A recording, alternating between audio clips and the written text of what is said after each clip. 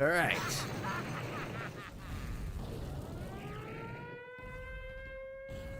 Welcome to another Blood Monday.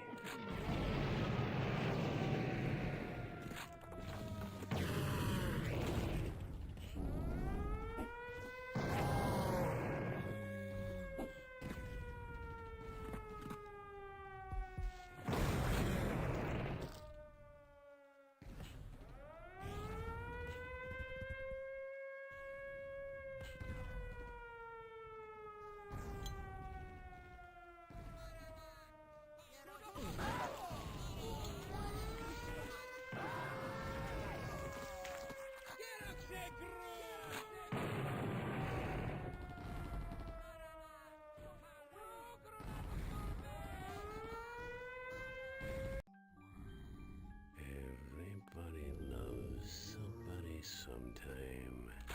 Not me, baby.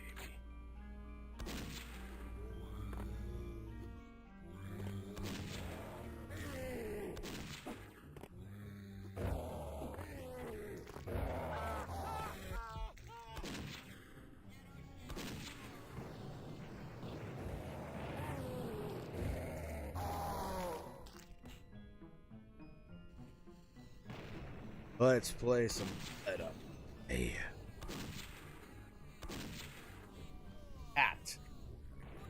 Made in Australia, though I don't really particularly like Australia right now, considering that Australia tends to protect the pedophiles and favor idiot Americans that dress up like they look like as though they're Jesus or something. An American flag as a tie. AKA Billy Mitchell. So yeah, I'm not really fond of Australia right now. Among other things, but I'm not gonna get into that rant. Maybe some other time. I will say Carl Jobs needs to appeal that judge's. Otherwise, I don't know if I could ever follow him in the future. But in any case, I have this hat that my mother actually does not like because she thinks that it's the same kind of hat that Freddy Krueger wears, but it's not.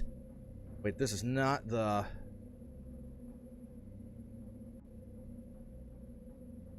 Is it where I left off?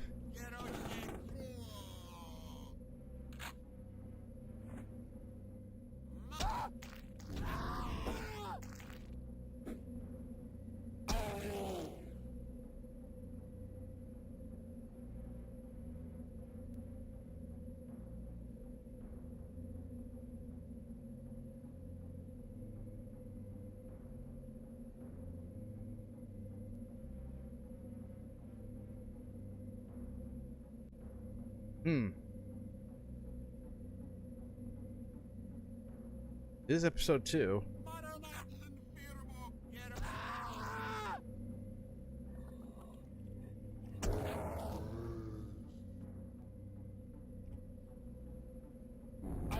Now, if only I can get the money for LASIK surgery, so I don't need to wear these glasses anymore.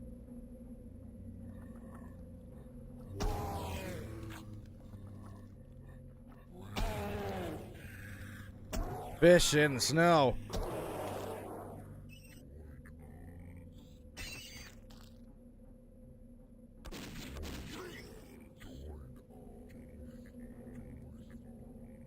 I need a key. I need a key. Alright. Oh shit. Oh boy. Idiot.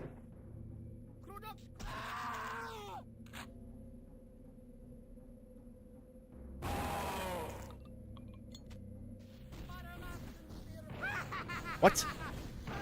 There we go. Ah, shit.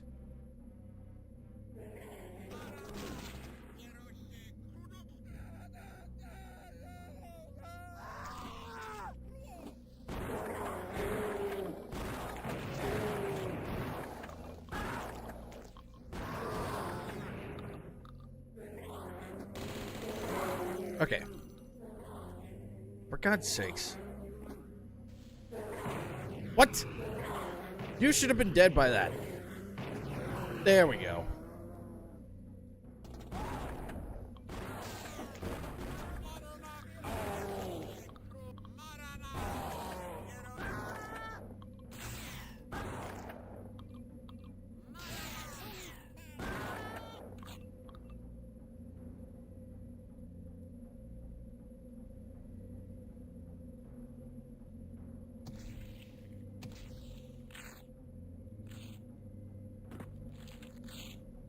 There.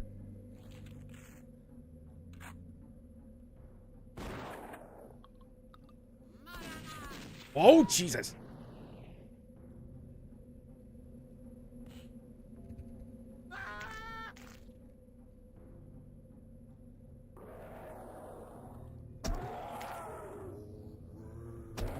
What?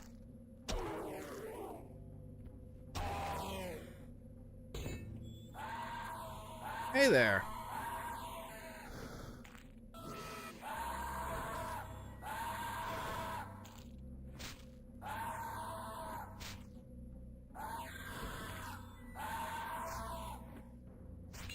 Got it.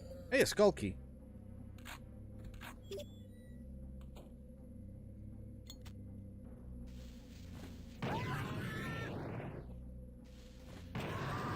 Ah!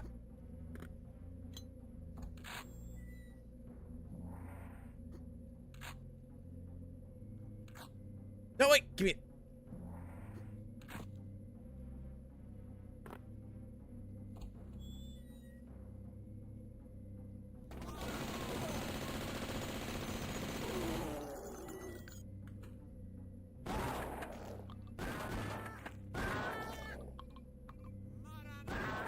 Where are you going? Hmm?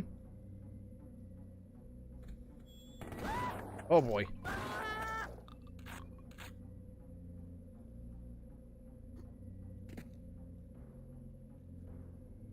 I need a key. Oh, for God's sakes. Why did I not see that there?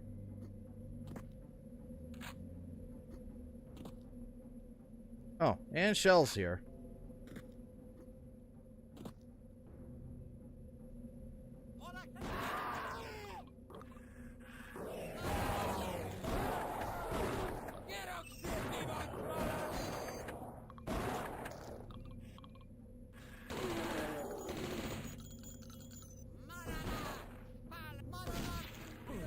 Damn it.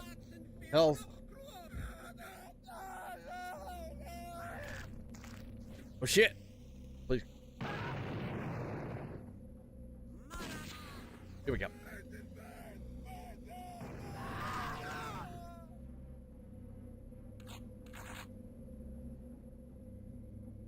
Oh, I forgot I got blowtorches.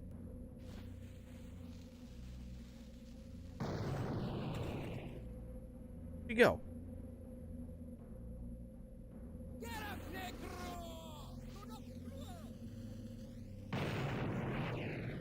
Ow.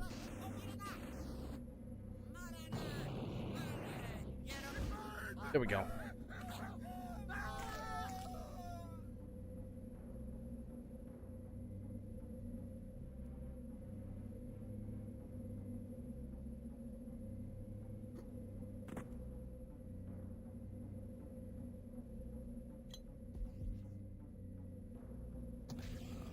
Not yet. Hey.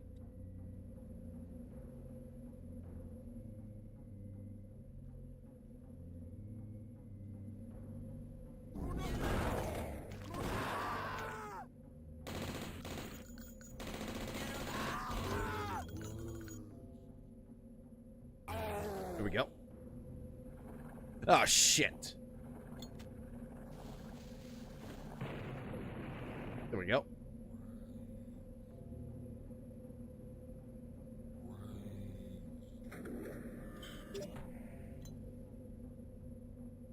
Let's kill you one.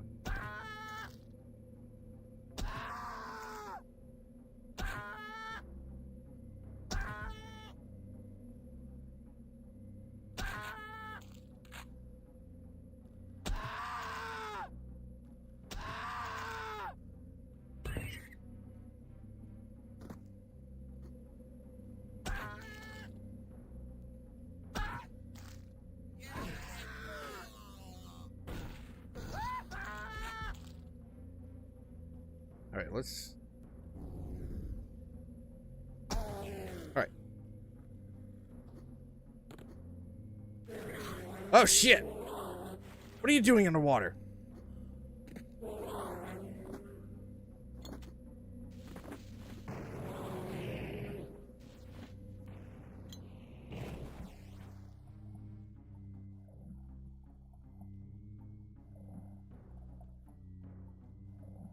Ooh, switch. No, that's not a switch. That's a light sword.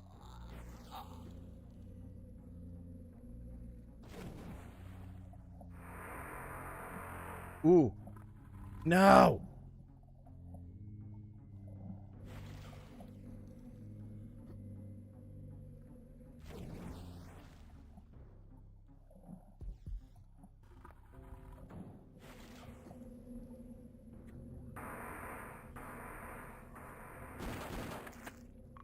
Dead? Okay. Oh, Jesus, where did you come from? You need to be flamed up. There we go.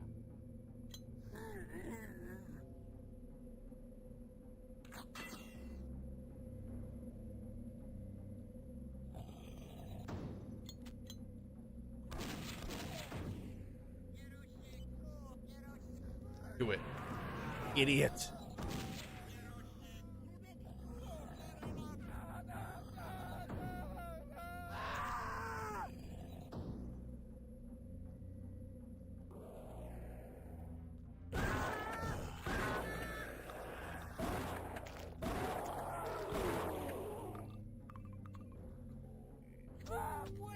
What do you got?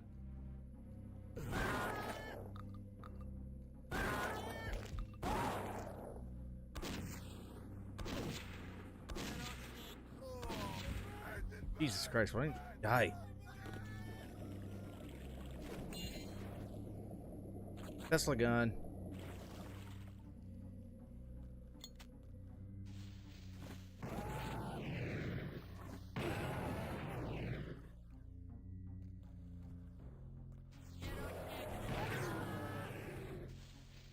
That's all, folks.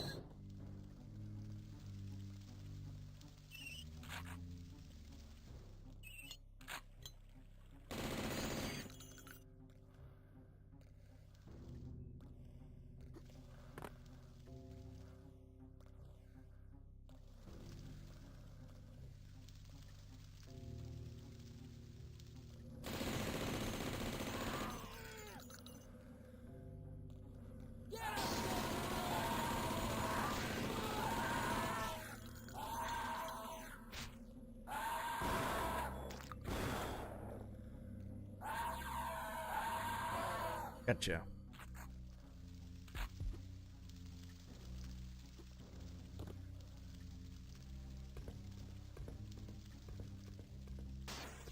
Okay. Whoa. I can actually get on top of this?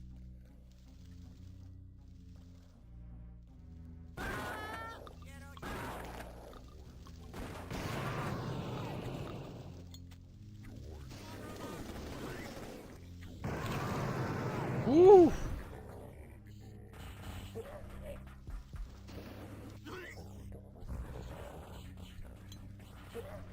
All right. Christ. Oh, this is where. Okay.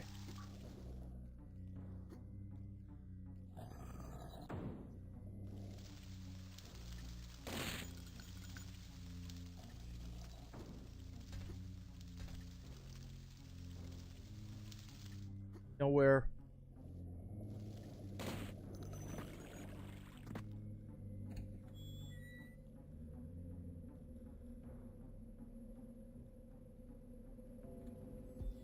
That heart.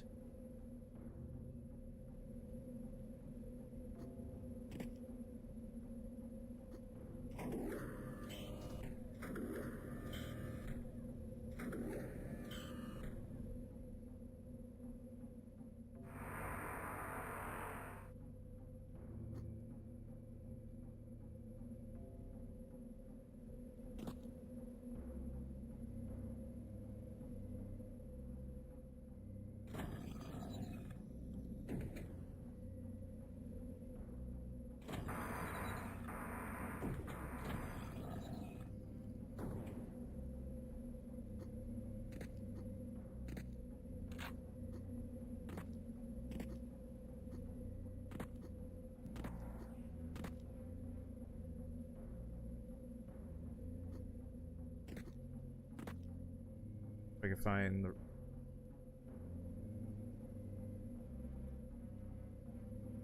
Too secret.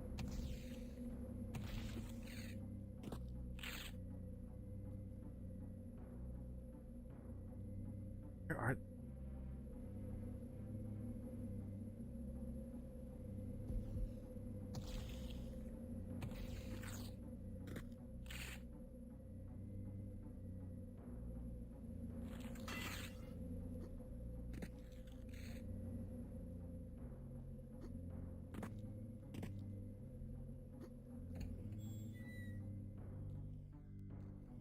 Hey, a drum. Oh, Jesus! I did not know you guys were there. Holy crap. Took me by surprise.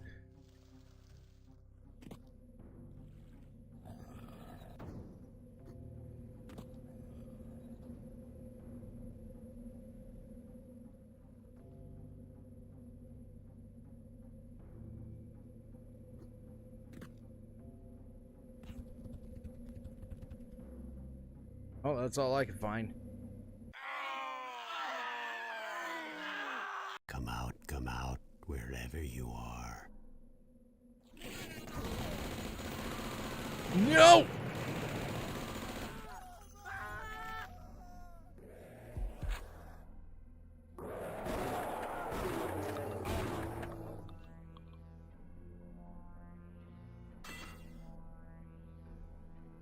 Well, a lot of my health.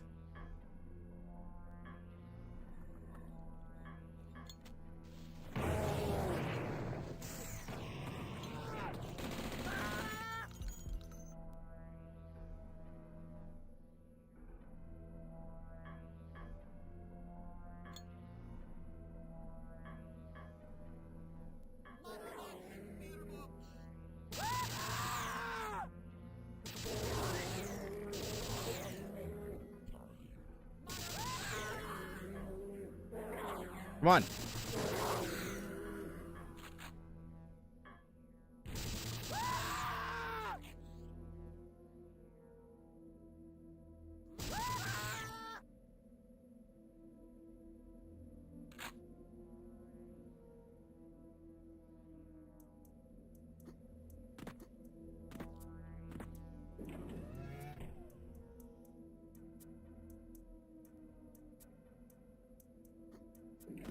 Oh.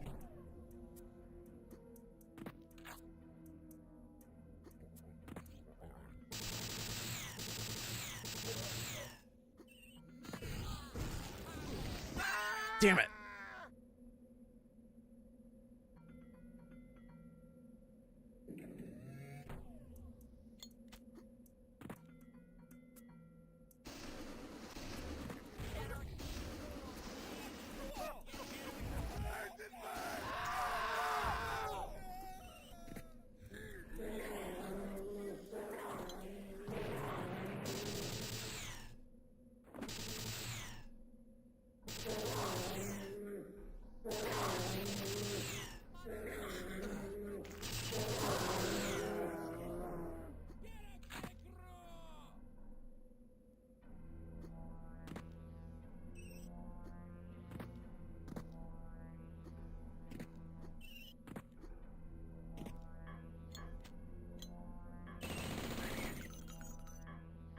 So who's trying to look for me?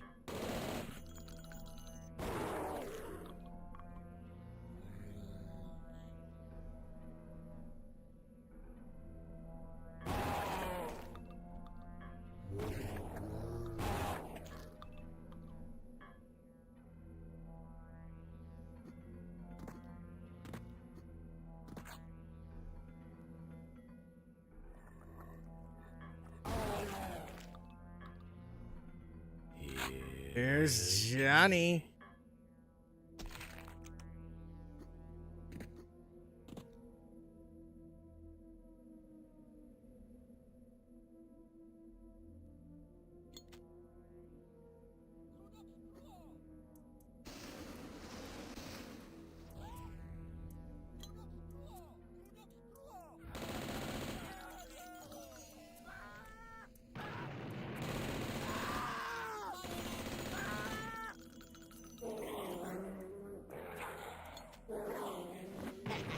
There we go. Whoa.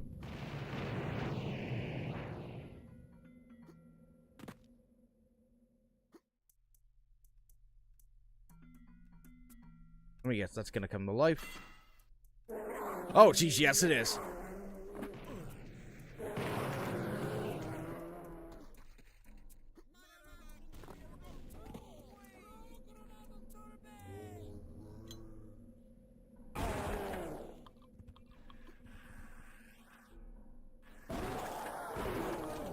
Jesus.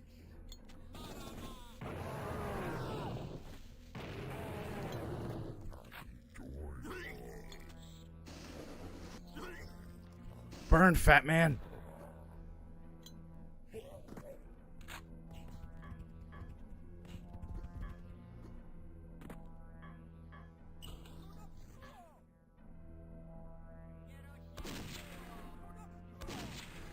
Got him.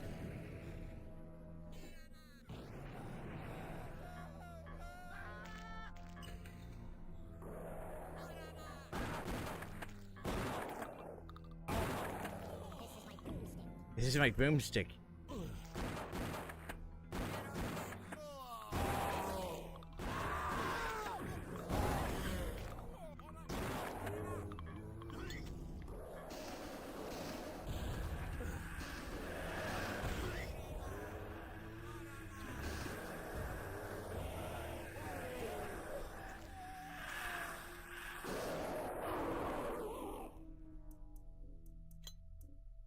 All right.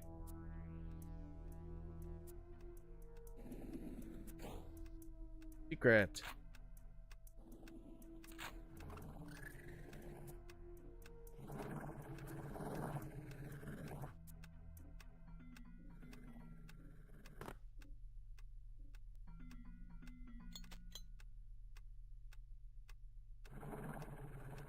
Oh no, I'm in!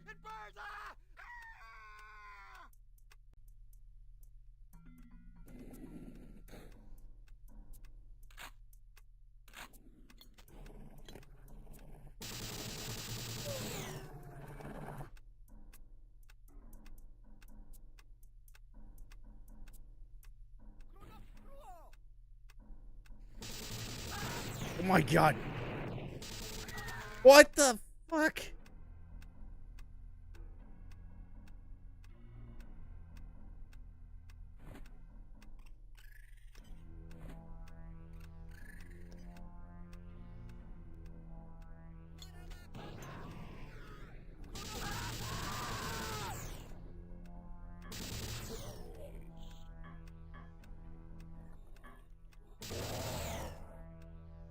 Wait, is he not dead? Okay, yeah, he's dead.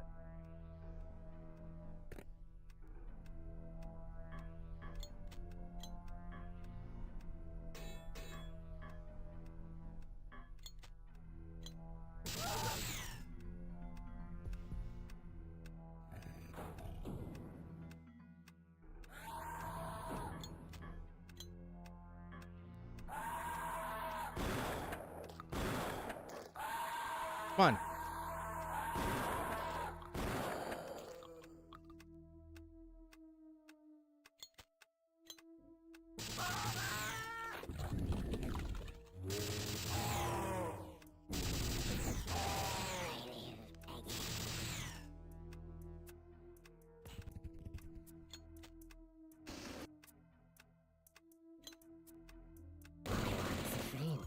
Yeah, here's your friend.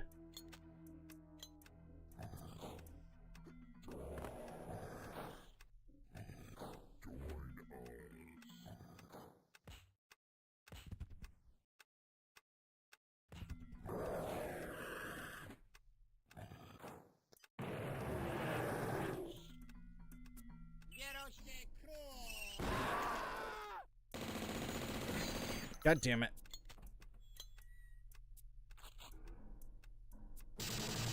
No.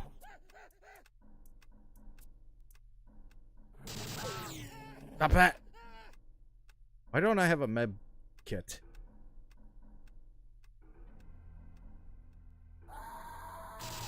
No.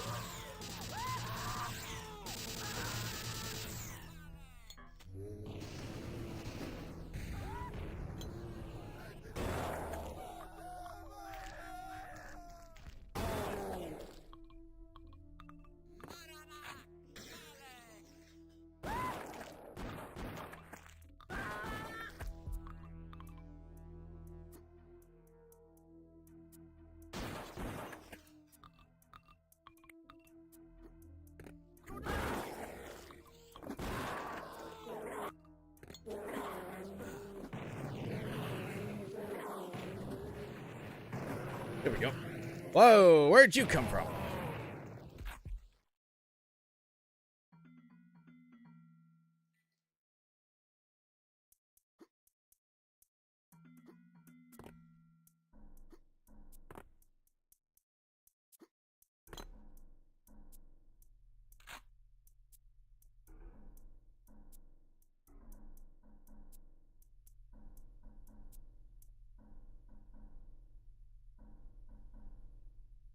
All right.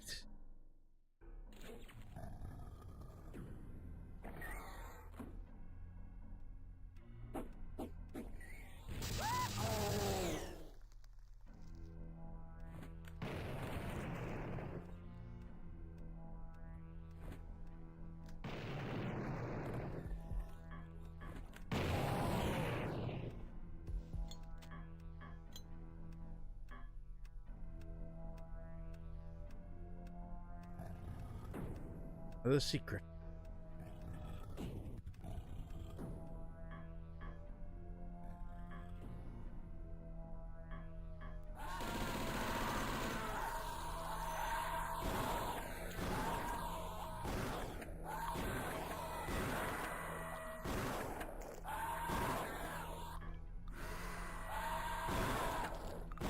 There we go.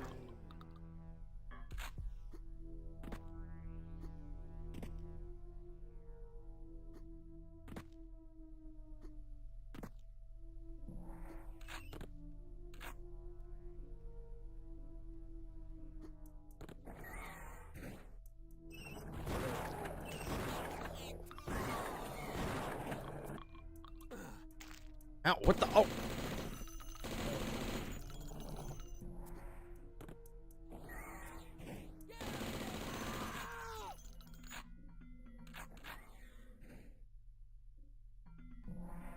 Oh, great, it's gonna make it dark.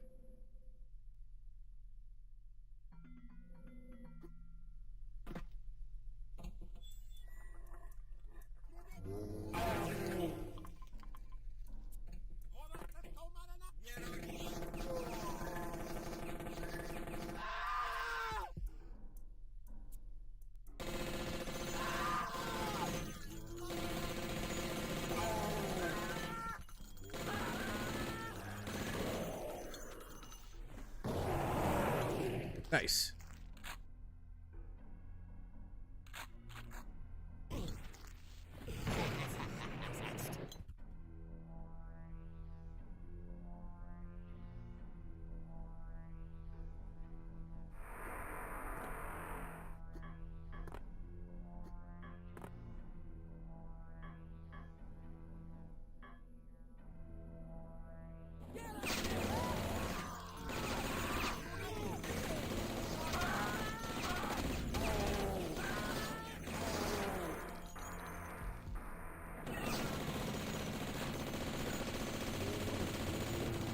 Damn it.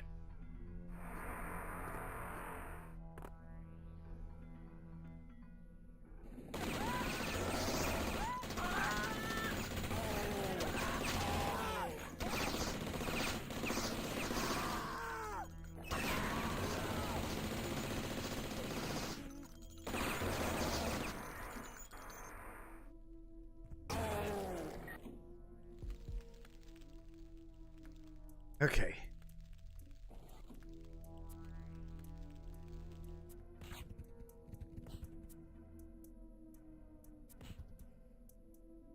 Hold, hold, damn spot you. Ow.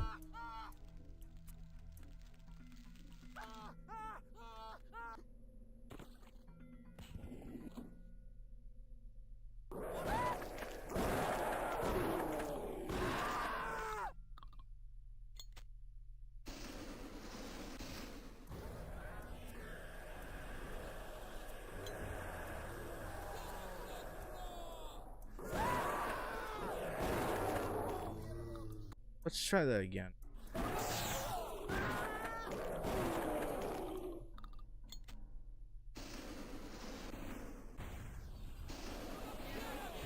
There we go, that's much better. Carnage, mayhem everywhere.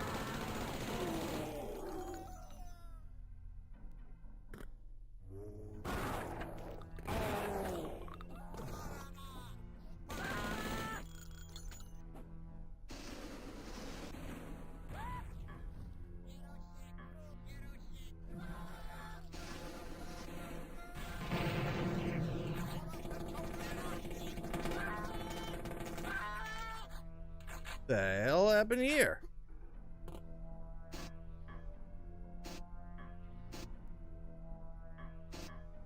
Interesting. I've never seen something like that before.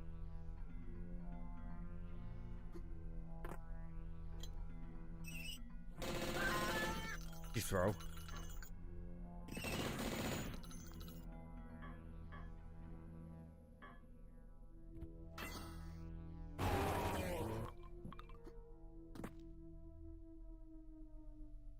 Nothing up here.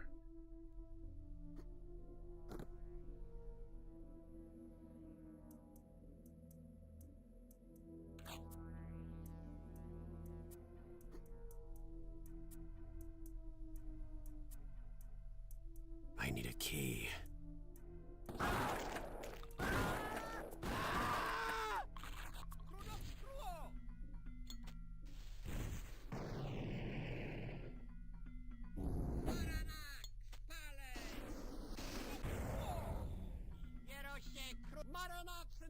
Yeah, I burned him.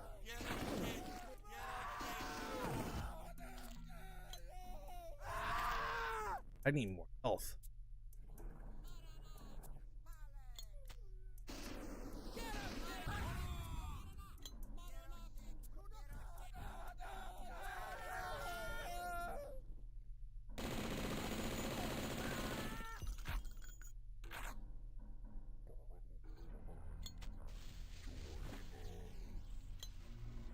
I get him? No, it won't.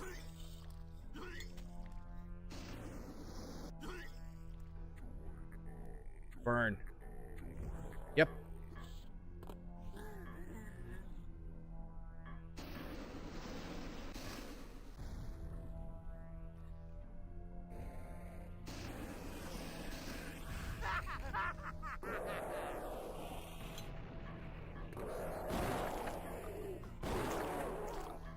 Ooh, medkit, finally.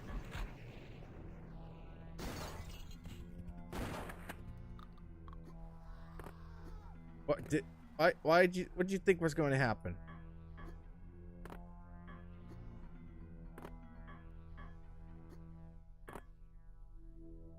Come on, jump over there. Nothing. Oh, I did pick it up. Let me see.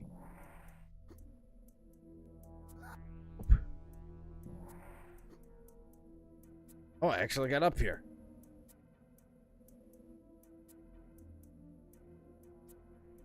But there's nothing. What a waste.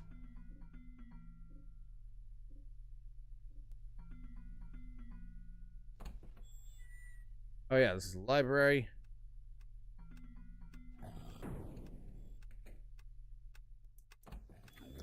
Oh, Jesus!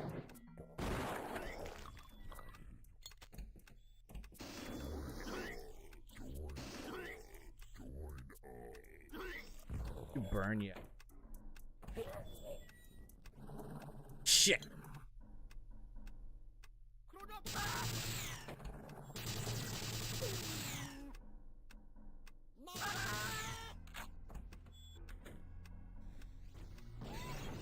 What? Excuse me? Secret.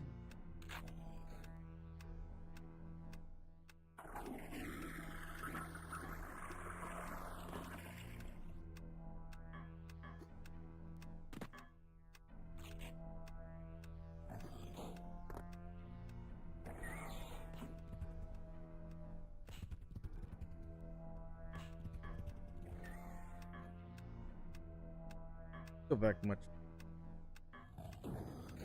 This is where I entered. Oh! Ghost!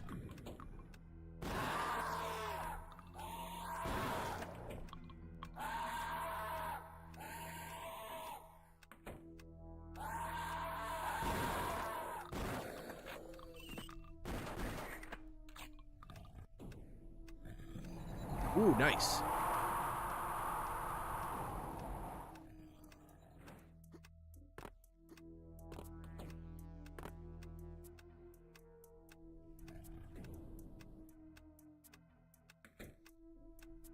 Why should I stay out? Oh. Hold on.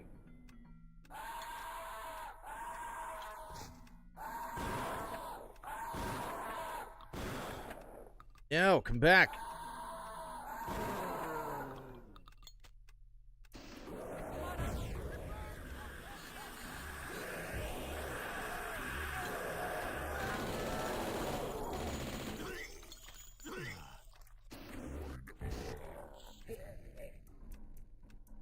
Crap.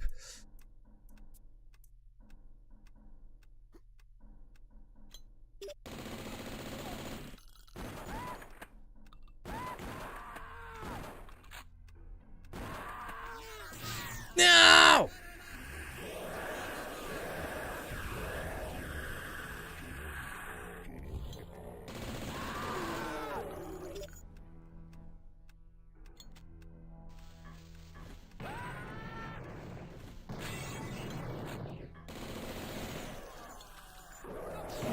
Whoa!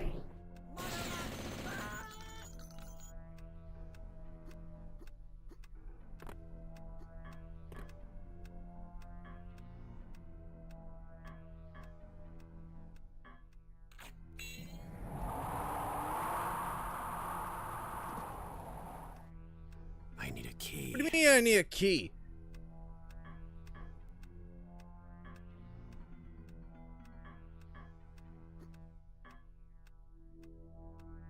The end of the...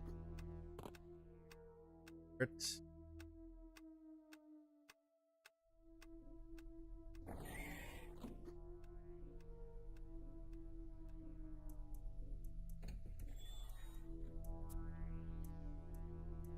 Where was that room? Ah, here it is.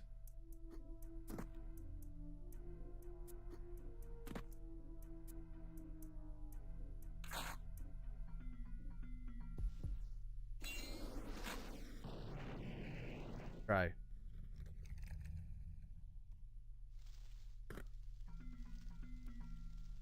Oh no.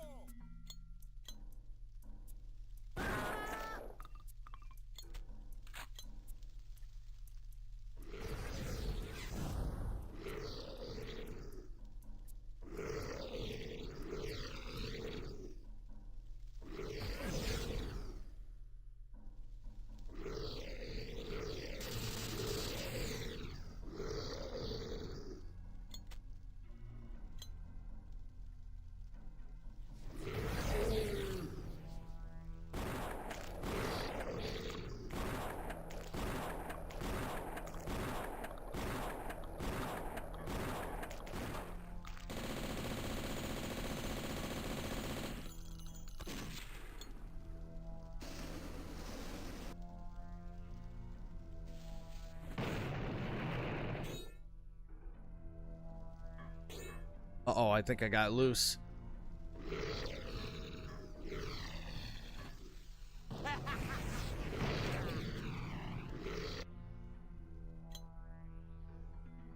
Yeah, I'm not dealing with that. Fuck that. I need a key. What do you mean I need a key?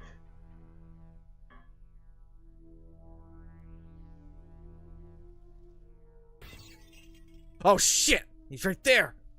Yeah! Absolutely not.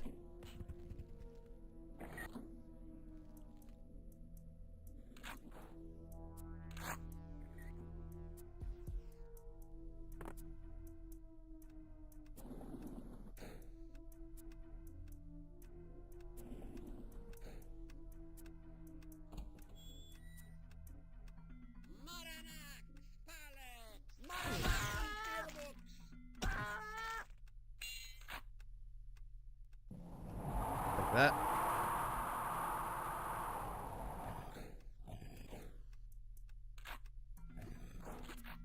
Take that as well.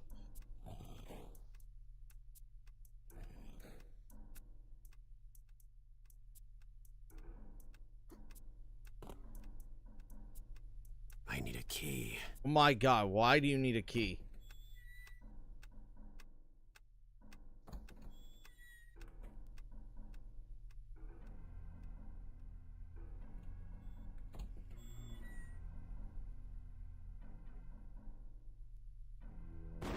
Oh god.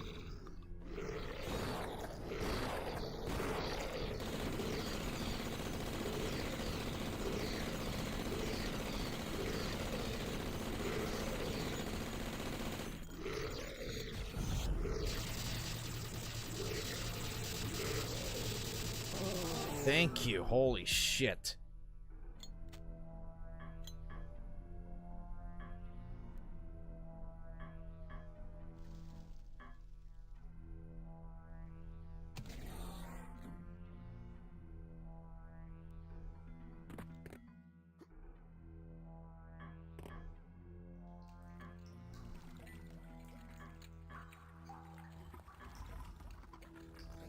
All right.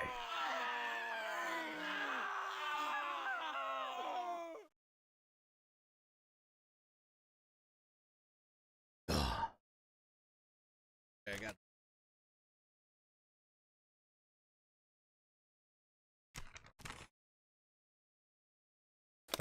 Whenever I buy these like ones in particular, I just put them in the freezer right away.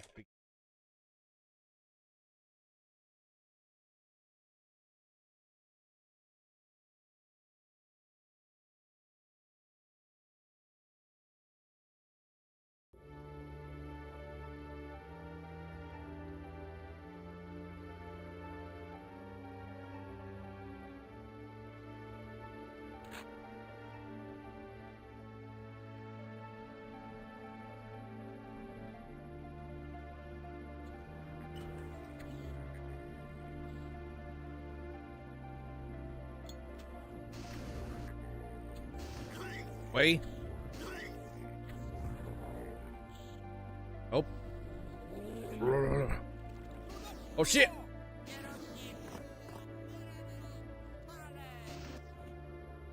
Oh my god.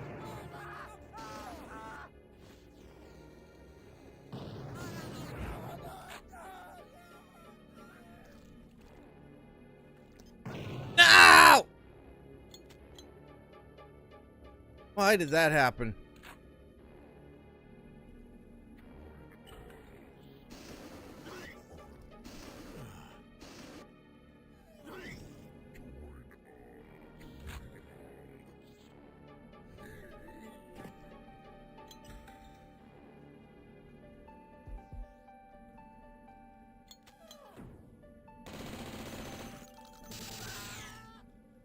Ooh, thank you.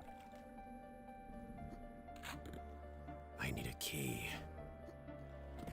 Always need.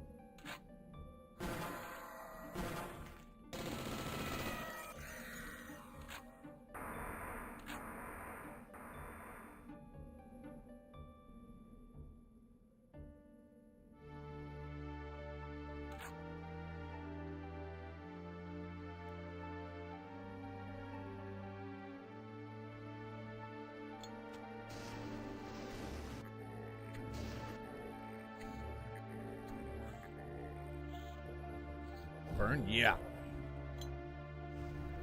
God, where's my napalm launcher?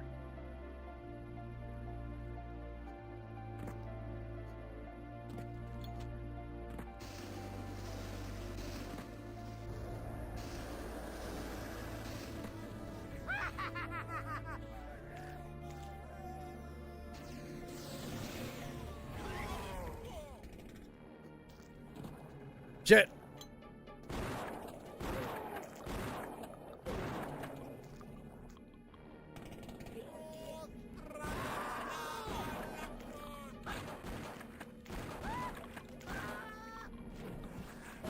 Oh shit. Yeah, come on up. I dare you.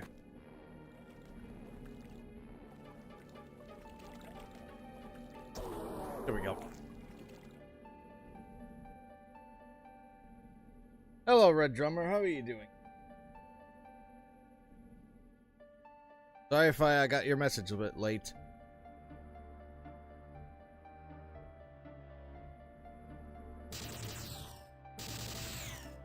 Why am I using a Tesla gun on these little guys?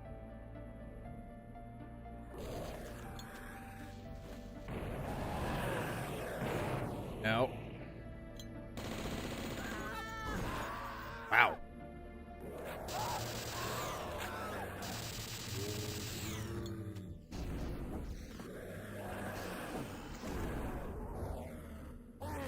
Damn it.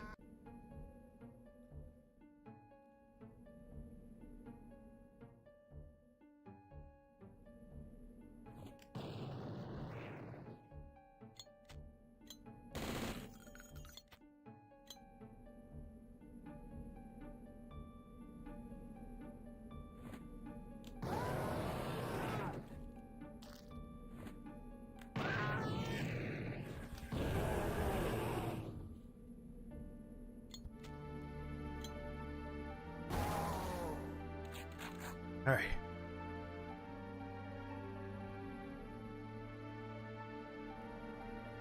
Here.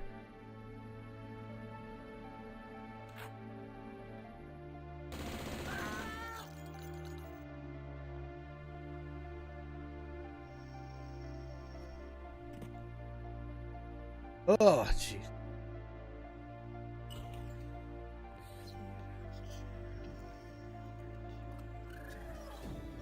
All right, let's. Been a long month since I've played. Oh God, no! They're upside down. What the? What was that? They're upside down. Why are they upside down? Why are you right side up? Oh Jesus!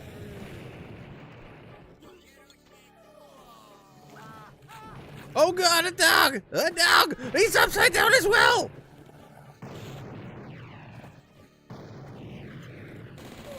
Alright. How many more are upside down?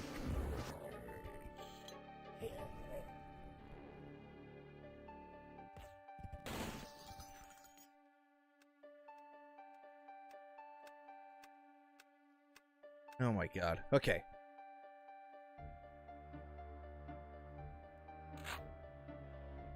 Oh God!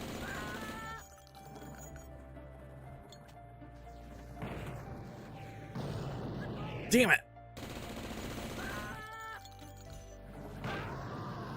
Oh God!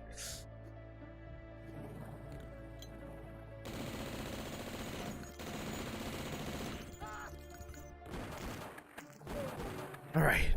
Oh Jesus!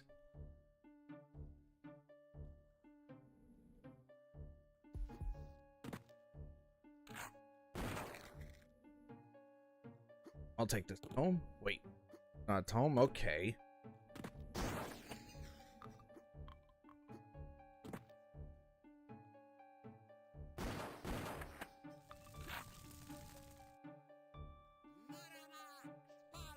Who said that? Where are you?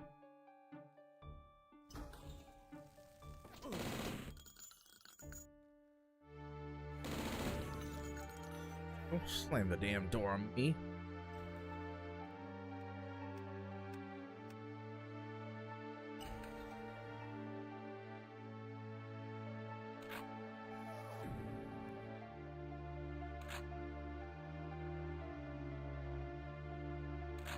Oh God.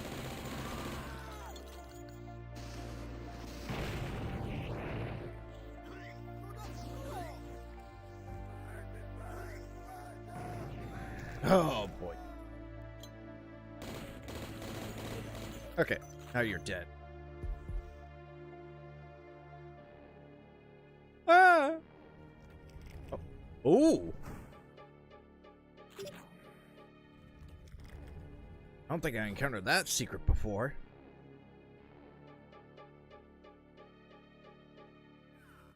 Go surprise him upstairs.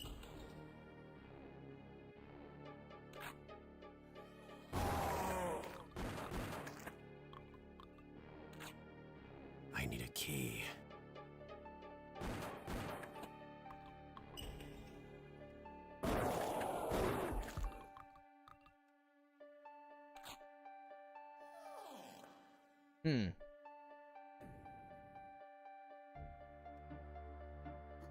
Nothing really in here. Okay.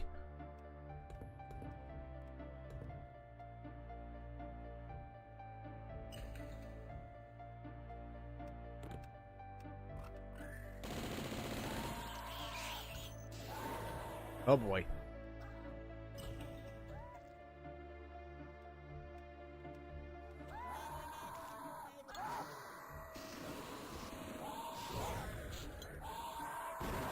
Oh god.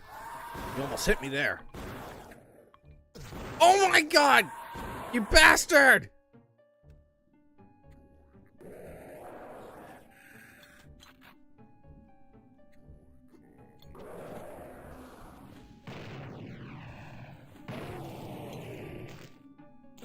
Damn it.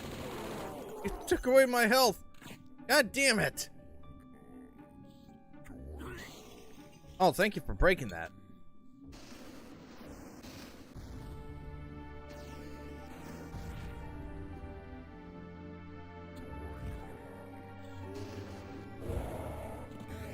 Oh.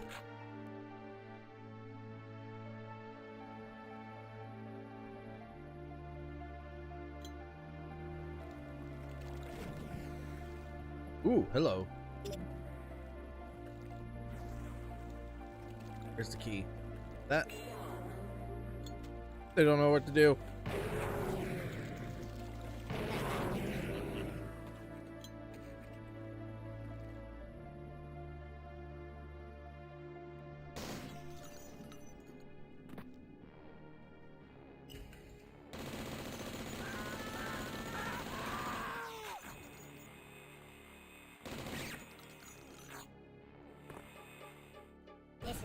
Oh, what the?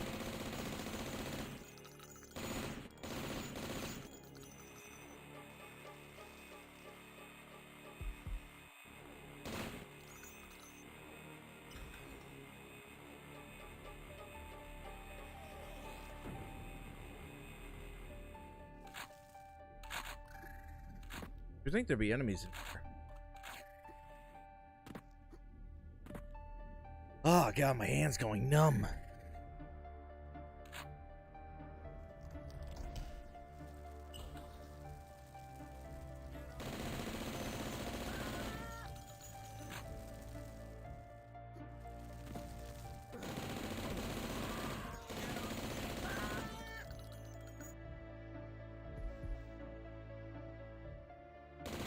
Oh god. Stop. Oh good. Oh Jesus. Hey, I'm up here.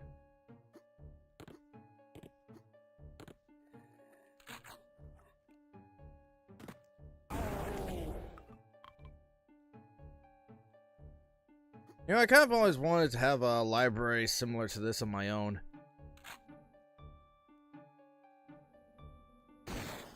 Someday.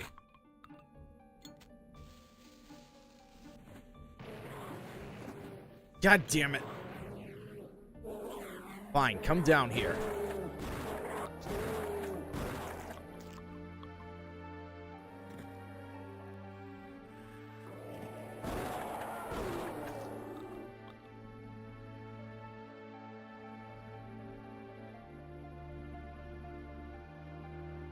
I haven't been through here yet. No, I have not!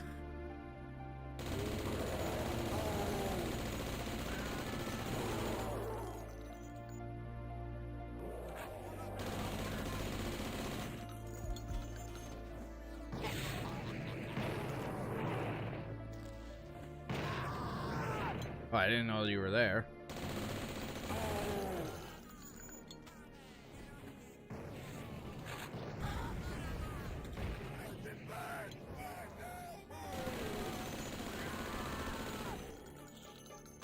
There we go.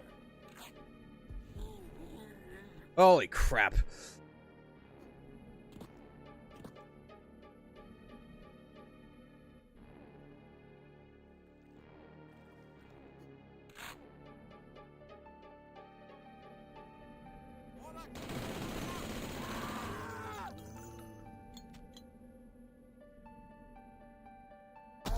There we go.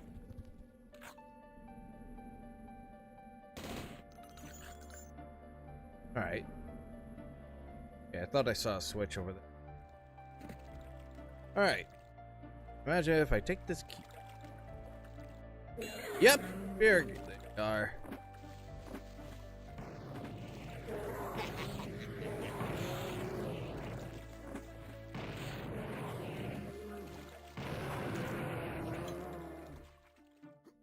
Don't know what I grabbed exactly, but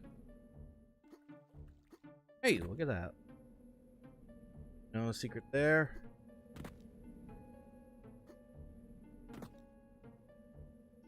I could look up a guide, but I kind of really don't want to. Oh, health.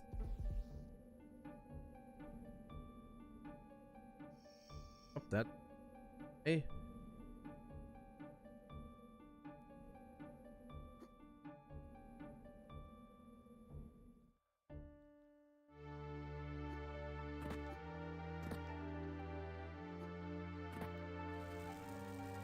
I need a key. God damn it. Wait, what? Oh.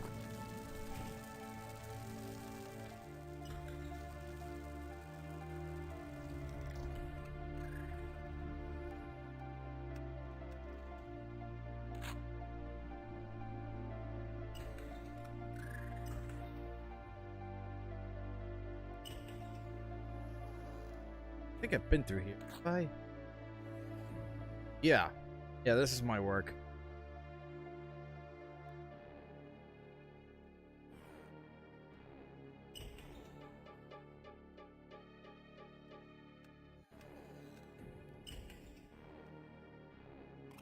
Here.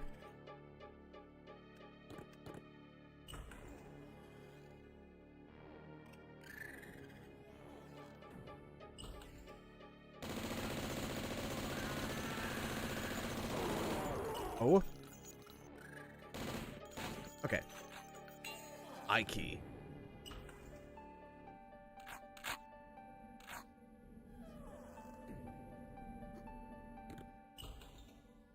Ugh. I know there's not like many viewers for games like this, but I hope you're enjoying nonetheless.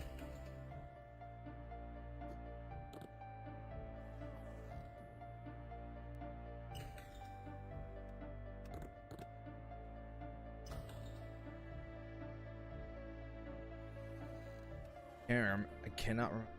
I door. Oh shit! Where are you going? Did I not go by here? Oh wait, they were in here. Oh god!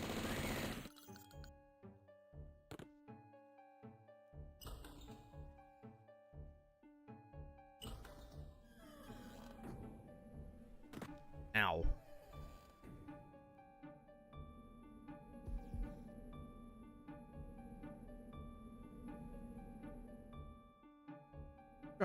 Let's see if I can try to get back to the entrance.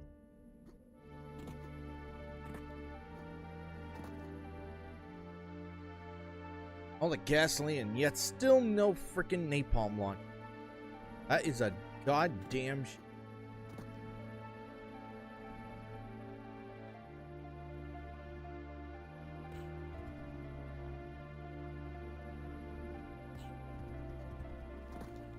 Wait, did I really go? Did I not go in here?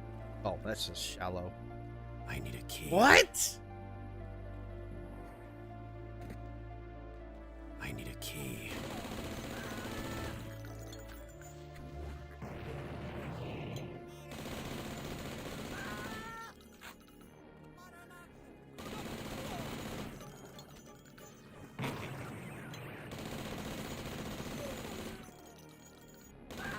Yep. You know, previously when I played this game, their weapons, the enemy's weapons would not show, but now they do, which is kind of neat. Oh, jeez.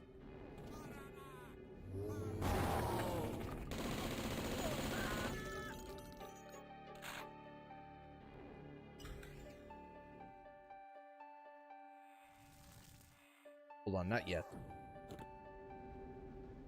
I need a key. Moon key. I need a key.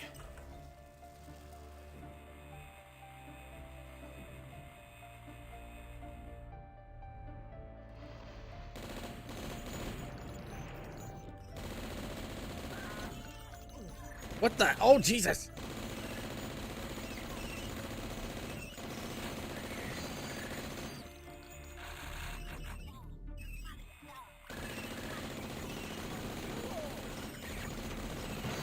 Holy crap.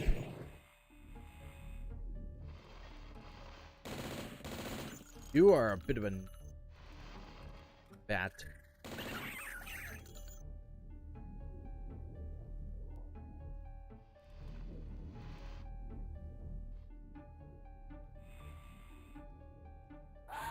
Oh, jeez. Come on down. Hey, skull key. Now, where does this lead to? Oh my god. Okay.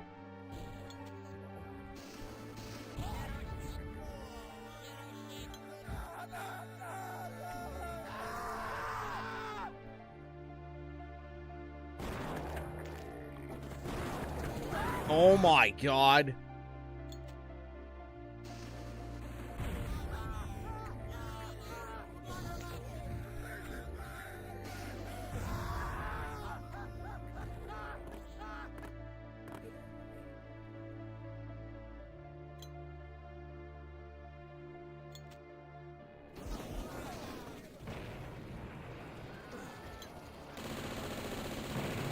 Come near me.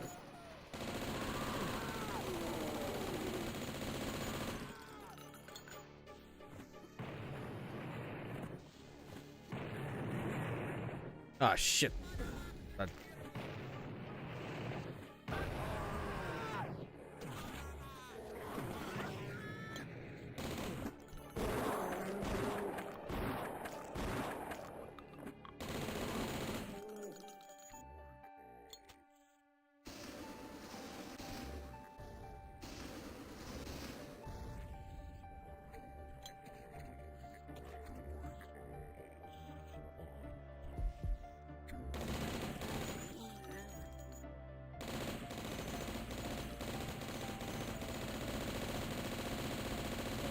Okay.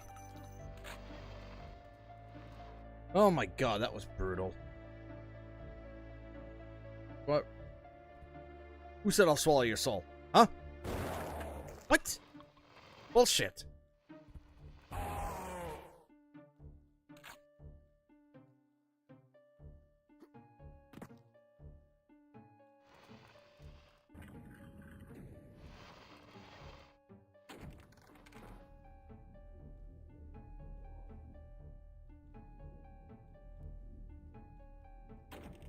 Before I go anywhere with that, let's go up here.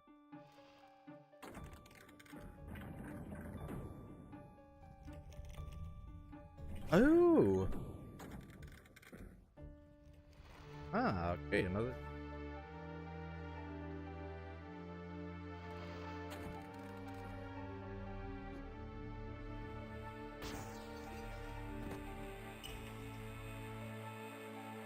Have I been in this room yet? No, I have not.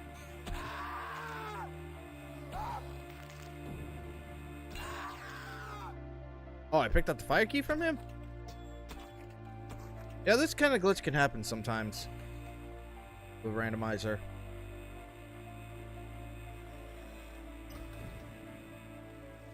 Oh, I'm back here.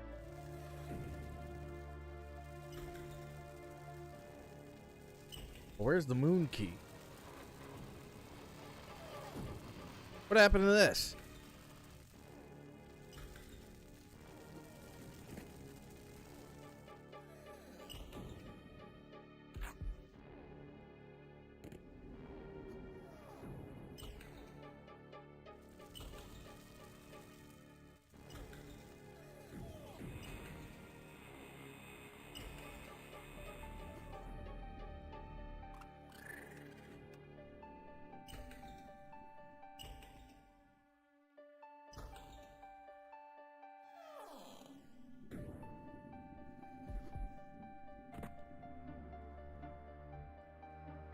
Have I been through here? Yes, I have. Ugh, where's the damn moon key? Wait a minute. Could it be on that bat? Possible. Not here. Where's that bat?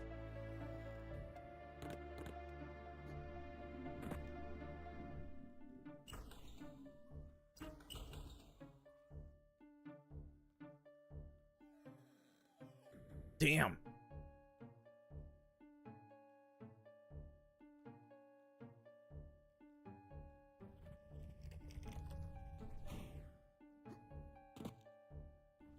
Oh, there was right there.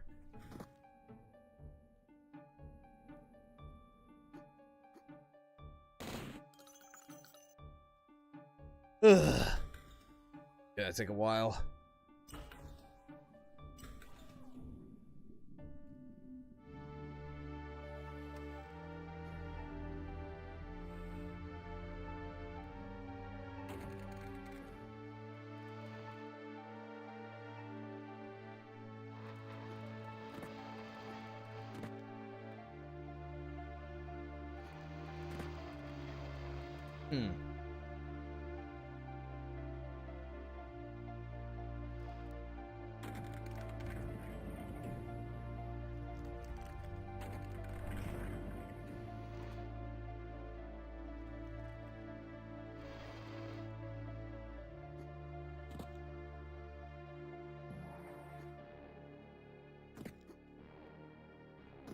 Where's that lead?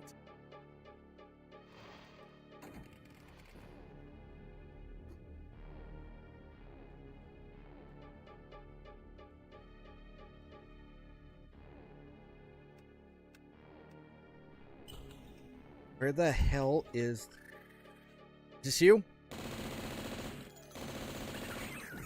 No, you don't have the key. Bah.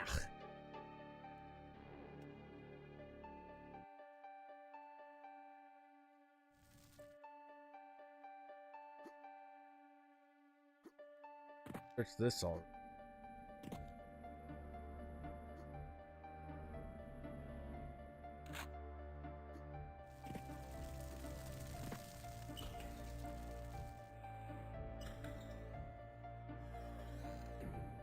Very grab.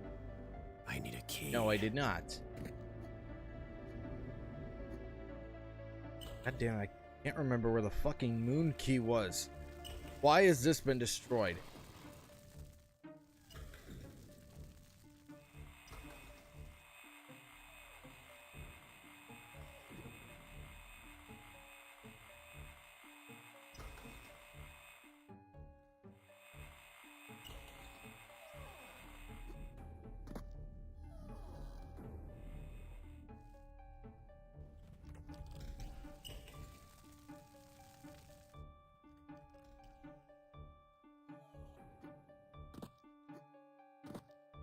Damn it, I can't. I think this was the one map I struggled the most in trying to make progress. Ow! Yeah. You know what? Let's go for a new. Farewell to arms.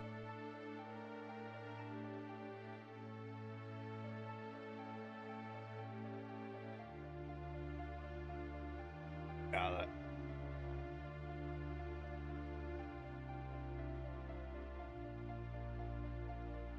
I'm gonna paint the town red.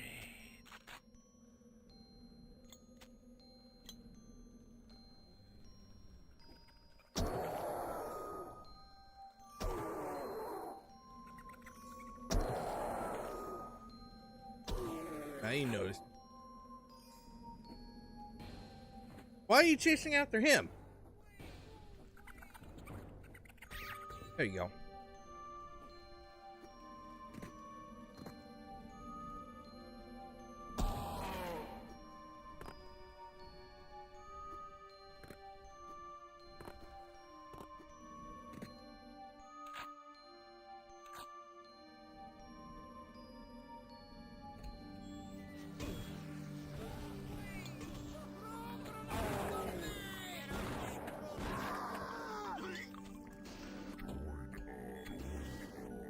I'm burned.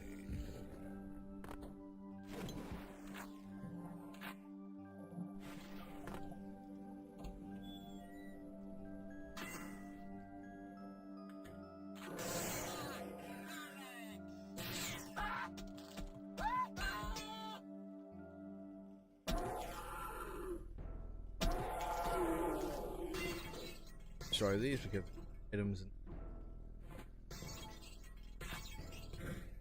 What? Ah!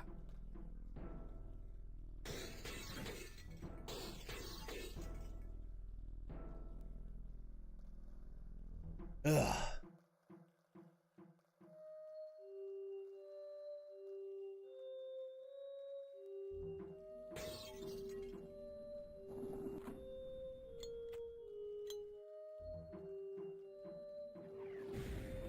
It's stuck.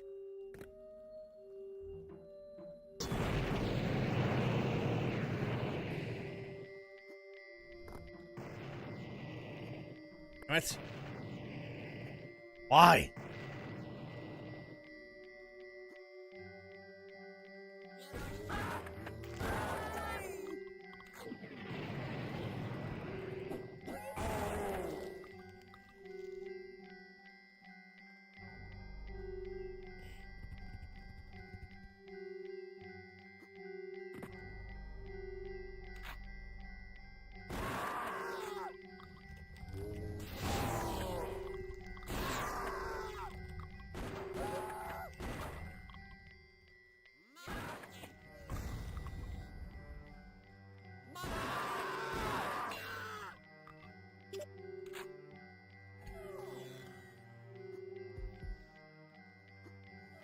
All right.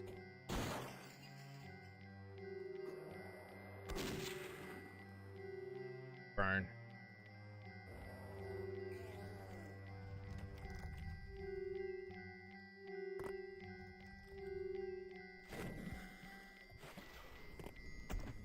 What the? What's happened?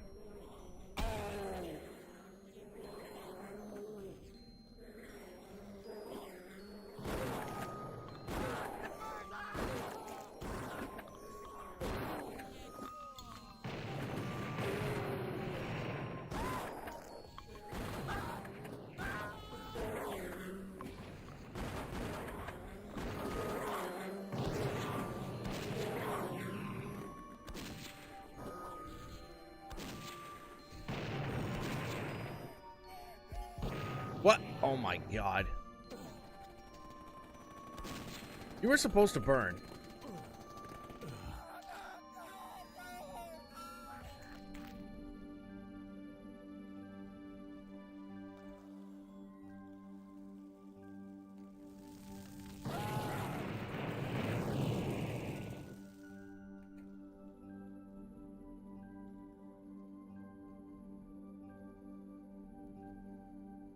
The light.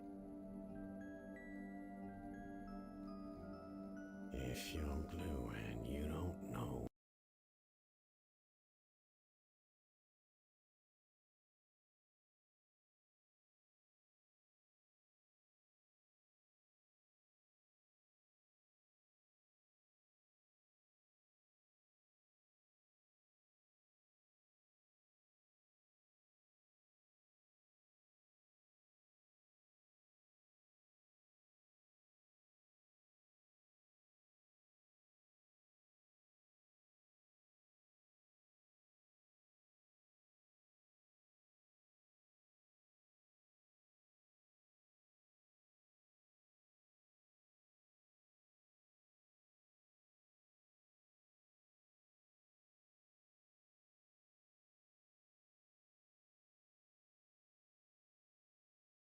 There we go.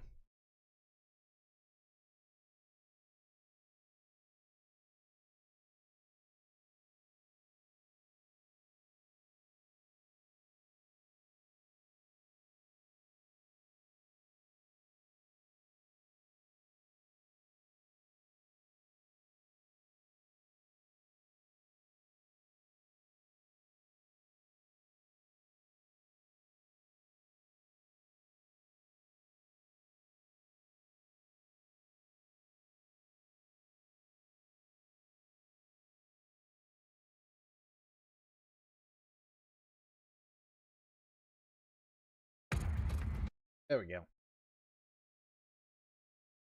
Gotta watch that video because I don't know why I'm getting kind of tired. Yes.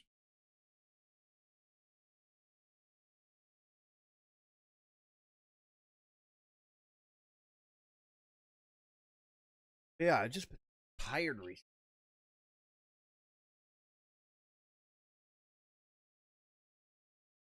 Yeah, I love watching Green Dot Aviation. Fire on board Air Canada 797.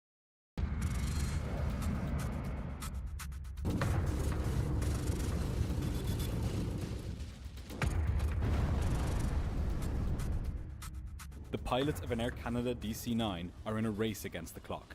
A fire has taken hold on board, and with each passing second, the Yeah, smoke fire on thickens board a plane and the is never pilots a good lose thing. critical instruments. Passengers cough and 9 choke times on out of 10 they toxic just fumes, die. desperate to escape the burning plane.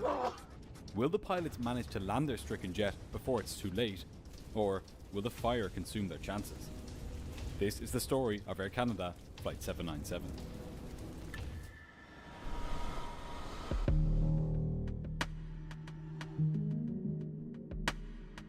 On the afternoon of June 2nd, 1983, Yep, skip the sponsor. 41 passengers and 5 crew boarded a McDonnell Douglas Sorry, Emmett. DC-9 in Dallas, Texas. They were bound for Montreal, in Canada, with a stopover in Toronto. The first leg of the route to Toronto was expected to take about 3 hours. Even back in 1983, more than 40 years ago, the DC-9 was an aging aircraft.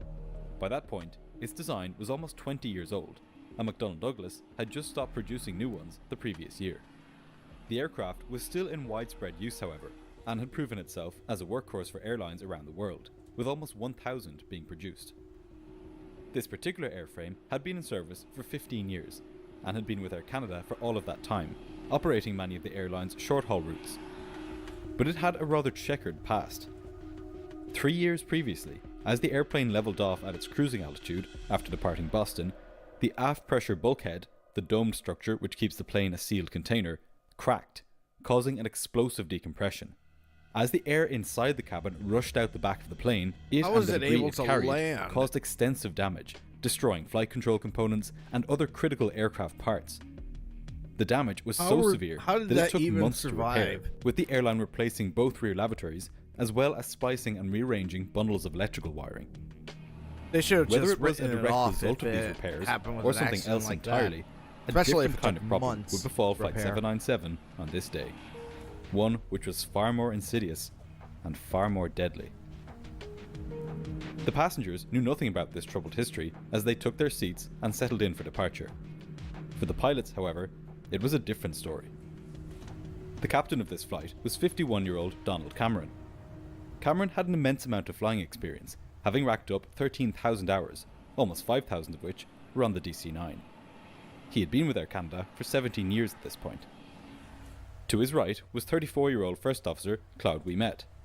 He had joined Air Canada 10 years previously Ouimet? and had accumulated 5,500 flying hours, about half of which were on the DC-9.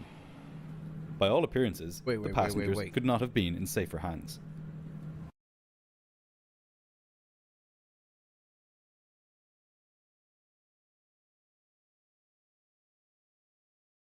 This And had happened in the 80s, accumulated right? 5,500 So- flying hours. This was issued in medical certificate issued in 2015. So let's see. About half of which were on the DC-9. Here. By all appearances, the passengers could not have been in safer hands. Both pilots knew that this aircraft had had its fair share of issues, with multiple components exhibiting repeated failures. In the past year, the tech log had documented 76 entries concerning the aircraft's 2 engine-driven generators and the auxiliary power unit generator. Oh, forget. Not the clean bill of health that a pilot or passenger would want, ideally, but at least for this flight, things appeared to be working normally. At just after 4 o'clock that afternoon, once the aircraft was loaded and ready to go, Flight 797 was pushed back from its gate I mean, if at it Dallas decompressed Fort from the Worth. back on a previous flight, The pilots started the should have been plane's 2 written engines off. and began their taxi out to the active runway. In about 3 hours, they were expecting to arrive in Toronto. At 25 minutes past 4, Flight 797 lifted off and climbed out into the warm Texan summer sky. Thunderstorms were bubbling up from the vast plains below, and the pilots dodged these as they climbed. Eventually, they reached their cruising altitude of flight level 330, about 33,000 feet, far above the weather. It would be sunny skies all the way until they started their descent into Toronto. About an hour and 20 minutes after takeoff, as the plane soared above Louisville, Kentucky, the flight attendants were going through the cabin serving food and drinks. Up front, the atmosphere was relaxed, as First Officer Ouimet tucked into his meal of steak and some seafood, the former of which was a bit dry, he said. But as they chatted between themselves, the pilots were interrupted by a succession of clicking sounds. Huh. They looked at the circuit breaker panel behind the captain, trying to locate a potential source. The captain saw that 3 circuit breakers had popped, and that these were related to the flushing of one of the plane's toilets. The purpose of circuit breakers is to cut the electrical supply to a piece of equipment to prevent it from getting too hot and potentially catching fire. Yep. The pilots didn't know why the breakers had popped, and the captain decided, functioning toilets being an important part of the passenger experience after all, that it would be worth trying to restore the flushing function. No. He pressed in the 3 circuit breakers, one after the other. But so assuredly had they popped, that they didn't even click into place when he pushed them back in. They simply moved in and out with his finger. The captain likened the sound of the popping to a machine gun. Zap, zap, zap. Captain Cameron took out the plane's tech log and began adding yet another problem to the plane's growing litany. The pilots concluded that one of the passengers must have pushed a rag down the toilet, jamming it, and causing the flushing motor to overheat, triggering the circuit breakers to trip as a protective measure. Why would they flush a rag This down? was a reasonable guess as to what had happened, and both pilots had experienced similar issues before. But about 90 feet behind the pilots, on the other side of the panelling in the aft left bathroom, Oh boy. trouble was brewing. The electrical problems they had innocently explained away as being a result of a jammed flushing motor, in fact, had a much more sinister cause. Soon, this would become impossible to ignore. Air traffic control passed the flight onto Indianapolis Center Control, and the pilots made contact. They were at flight level 330, and they were heading direct to the Louisville radio beacon. For the next few minutes, the flight progressed as normal. Yeah. The pilots discussed the weather they could see out their windows, commenting about how they couldn't see much of the ground due to the clouds. Captain Cameron tried to find the correct reference codes to write into the tech log for the circuit breakers. Far behind him, out of sight of anybody on board, the problem continued to get worse.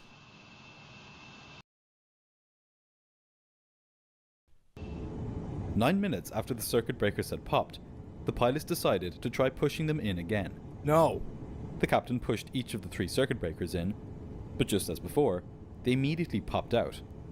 Clearly, whatever had caused the breakers to pop wasn't going away. As far as the pilots were concerned, this was just going to be an inconvenience more than anything. The aft bathroom would simply be unusable for the rest of the flight. Resigned to the feeling that the issue was as fixed as it could be, the captain then asked the cabin crew if he could be served his own dinner now, and he handed over control to the first officer.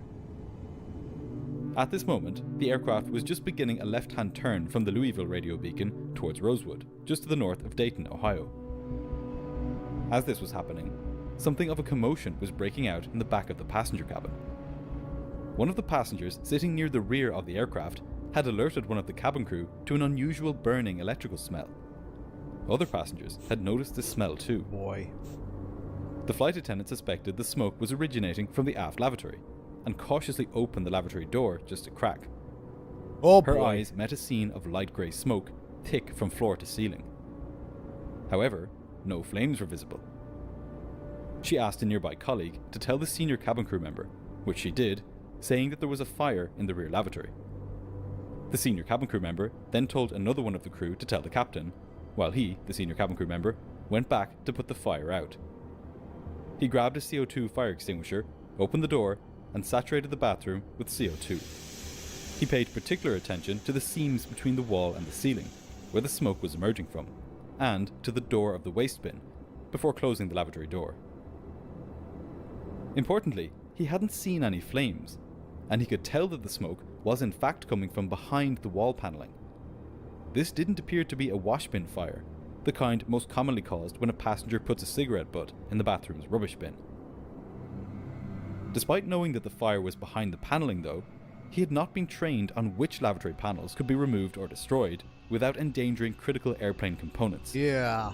This made him hesitant to use the crash axe to hack down the paneling required to get at the fire itself. All he felt he could do was use as much of the extinguisher as he could, and then close the door to prevent more smoke from getting into the passenger cabin. So, the bathroom was now full of carbon dioxide, but the source of the fire, somewhere behind the bathroom paneling, remained untouched. As a precaution, the cabin crew went about moving the passengers up towards the front of the aircraft and opening the air vents above the seats in an attempt to push the air towards the rear of the plane. For the pilots, the first real sign of trouble came when one of the cabin crew reached the cockpit and told them that there was a fire in the rear bathroom, and that one of their colleagues had gone to extinguish it. An in-flight fire is the worst possible emergency on an aircraft. The accident history shows that once pilots become aware of a fire, they have, on average, 17 minutes to land before the plane becomes uncontrollable. It was now 11.5 minutes since the circuit breakers had tripped. If there was a fire, the pilots didn't have long to get their plane on the ground. Mayday. However, in 1983, fires were not an exceedingly rare occurrence, as passengers were known to put their unfinished cigarettes in the wash bins. Of course. These bins were lined with fireproof material. Because these idiots back then still thought that smoking was still cool. Ugh. I'm glad I wasn't born in the 80s. That sucks. And, in any case, cabin crew were trained to put these fires out. But here was a key omission in the flow of information between the cabin crew and the pilots. The cabin crew hadn't mentioned what the source of the fire was, only that there was a fire. What? Naturally, the pilots assumed that this was yet another washbin fire, likely a result of a discarded cigarette. So, to confirm this suspicion, the captain sent the first officer back to investigate. Oh yeah, you're gonna be surprised.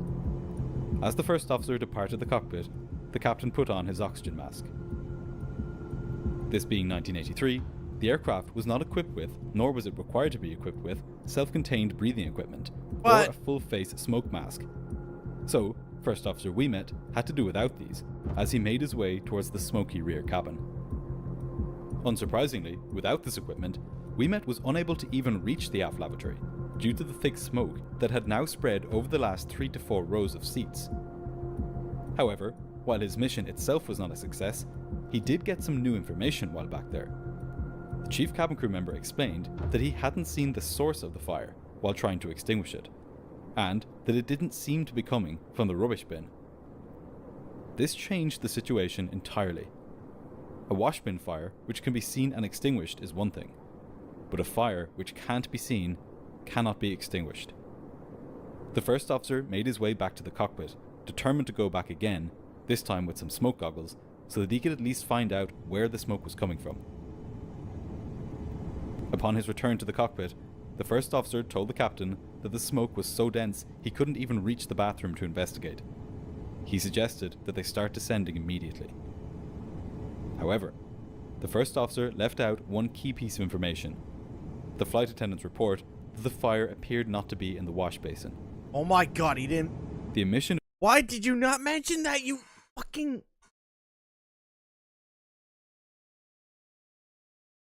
of this information meant that the captain was still free to conclude that what he was dealing with was quite possibly just a very smoky washbin fire, probably from a cigarette.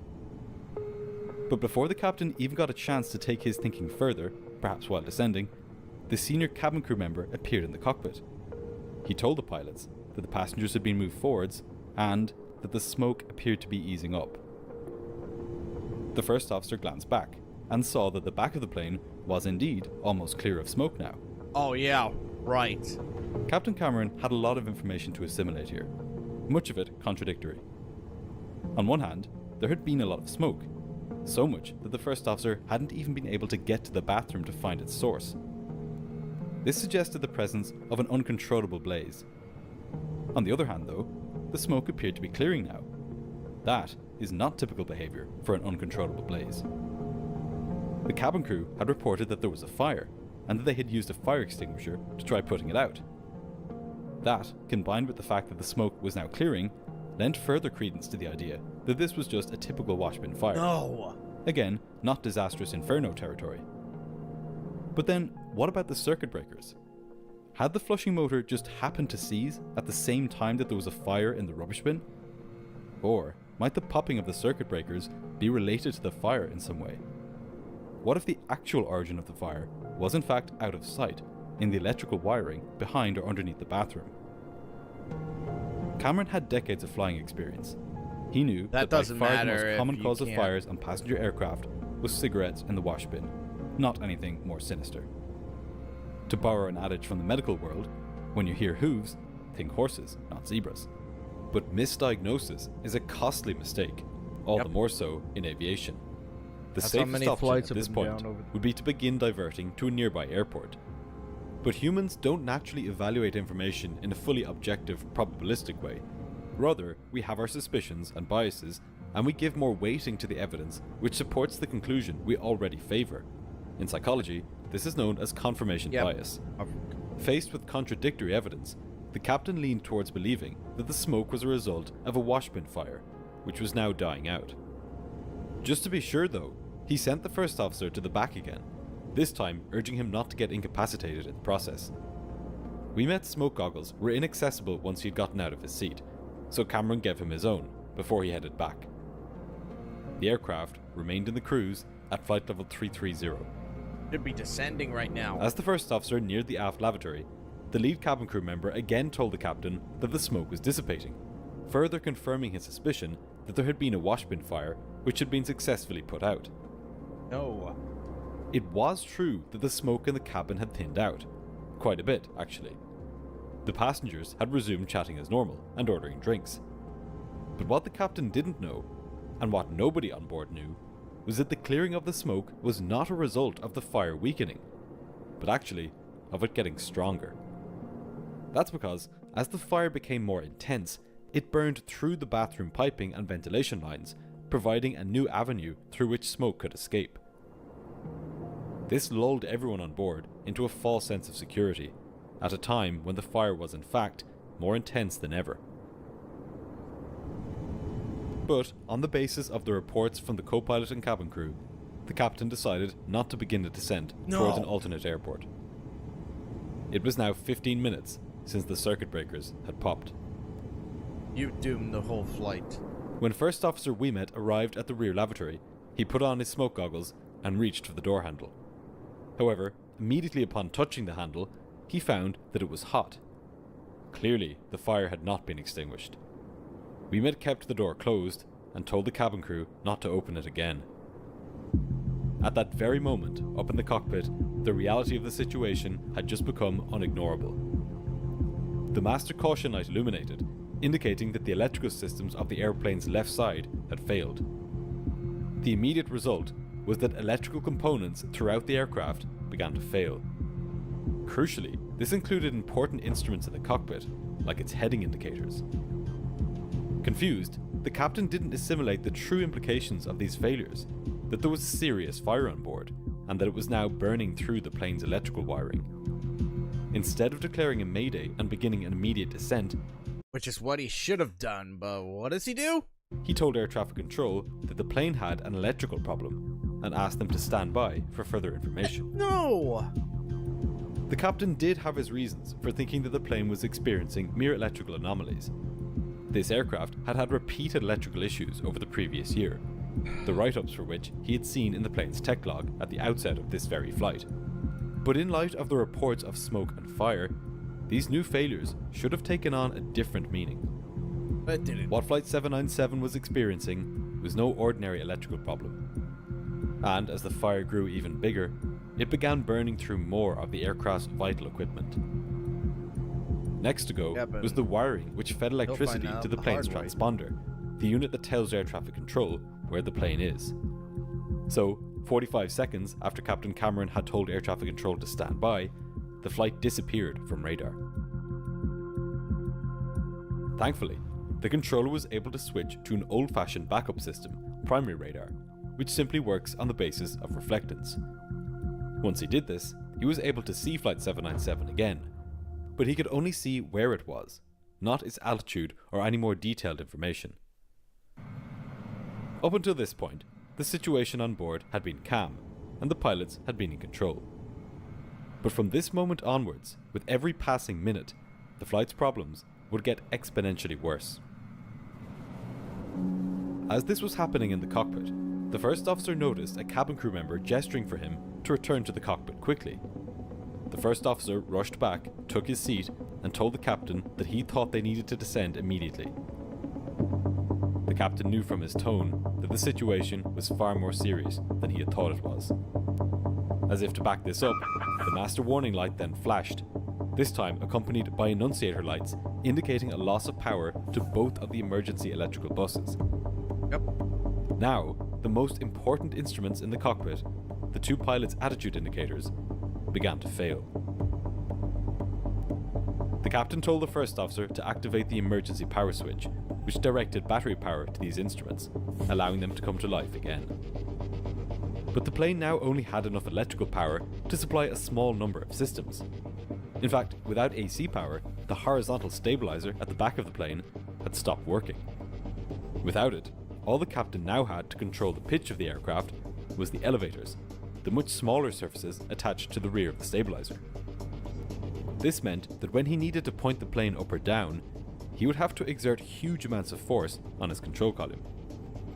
What had started out as an exercise in problem solving and decision making had now become a test of physical stamina too. This was the stuff of nightmares, an uncontained fire on board with multiple instrument failures. For the first time since the flight began, it became clear the stakes were life and death. The captain quickly brought the throttles back to idle, pulled the speed brake handle, and began pitching the plane down into a steep descent. As he did this, Cameron declared an emergency to air traffic control, telling them that they had a fire on board and that they were descending. The controller told him that he had him on radar at 25 nautical miles from the Cincinnati airport and asked if he could make it there. 25 miles was very close. Normally, a plane requires about 100 miles to lose 33,000 feet of altitude. But this was no ordinary situation. The captain said that he could make Cincinnati, and then requested descent clearance. The controller cleared Flight 797 down to 5,000 feet. Of course you're gonna give him clearance. As the aircraft plunged into a thick layer of clouds at 25,000 feet, the atmosphere on board became increasingly toxic. With the fire raging behind the plastic fittings, acrid fumes began to enter the cabin, not just from the toilet area, but from the seams in the fuselage ceiling and the overhead bins. Passengers began conserving their breath, taking small sips of air to avoid coughing and choking on the poisonous air.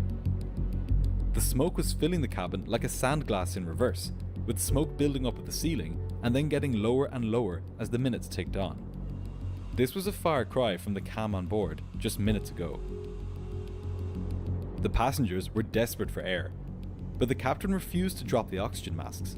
What? Doing this might not only make the fire worse, but it wouldn't help the passengers anyway, as passenger oxygen masks don't form a complete seal, meaning that the full breaths the passengers would take while wearing them would draw in smoke too, only harming their lungs further.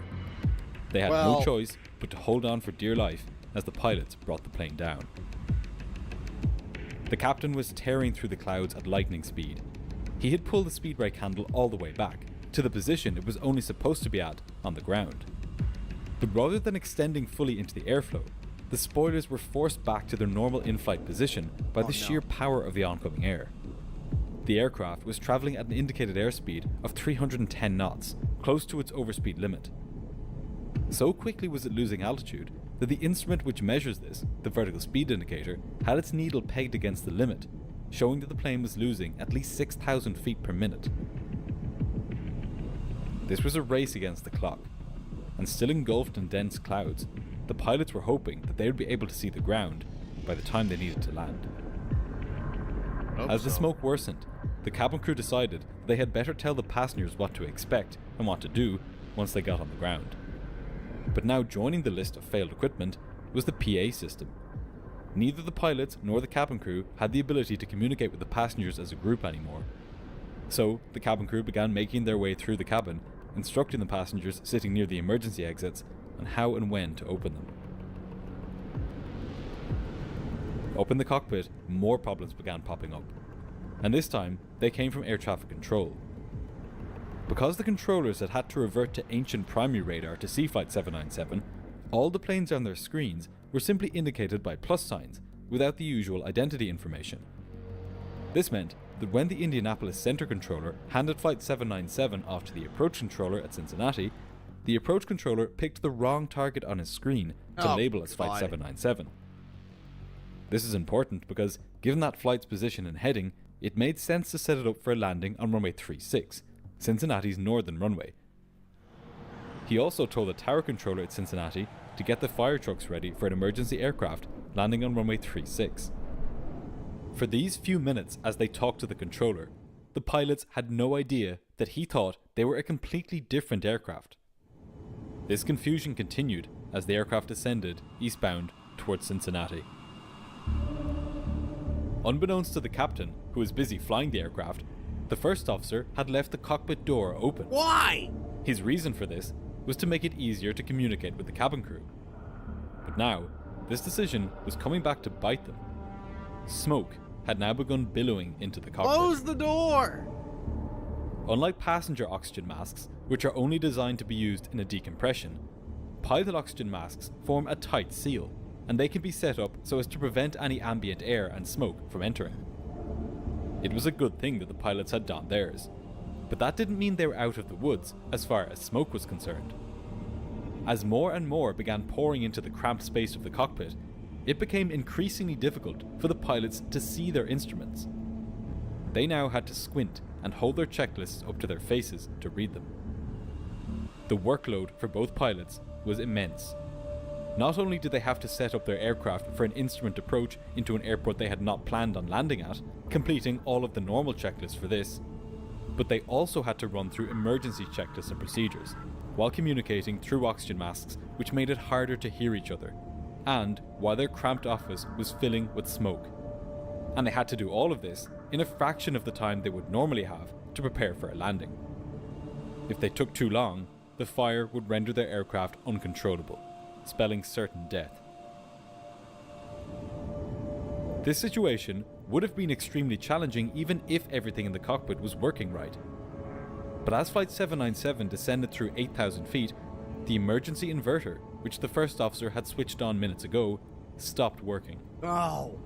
Both pilots' attitude direction indicators failed, along with their compasses and navigation instruments. These are some of the most basic flying instruments. To lose them while flying through thick clouds is a pilot's nightmare. Now, Captain Cameron was flying almost blind. The only instruments he could rely on as he peered through the dense smoke to see them were the tiny backup attitude indicator to tell him whether he was pointing up or down or banking left or right, his altimeter to tell him his altitude, and his airspeed indicator. This hellish situation seemed almost unrecoverable. At this point, the controller finally realized that he had mistaken Flight 797 for another aircraft, Continental Airlines Flight 383. But there was a big problem. Flight 797 was at an altitude of 8,000 feet, and yet it was just 8 miles to the south of runway 36 at Cincinnati. This was way too close to lose all of that altitude in time for landing. The controller would need to vector the flight around for a different runway. And so he decided on runway 27 left, the airport's main westerly runway. Just to be sure that the target on his scope was indeed Flight 797, he asked the captain to turn to the left. Cameron did this, and the controller was able to identify the plane for certain. The lack of a functioning compass was another debilitating failure on board the stricken flight. Without a compass, the pilots would not be able to take heading instructions from air traffic control to guide them to the airport. The controller would have to simply say turn left or turn right, and then, when he wanted them to straighten out, stop turn. The pilots had little idea where they were in relation to the airport. They simply had to place their trust in the controller and in his ability to give them efficient instructions all the way to runway 27 left. The pass. Flight tower control have been was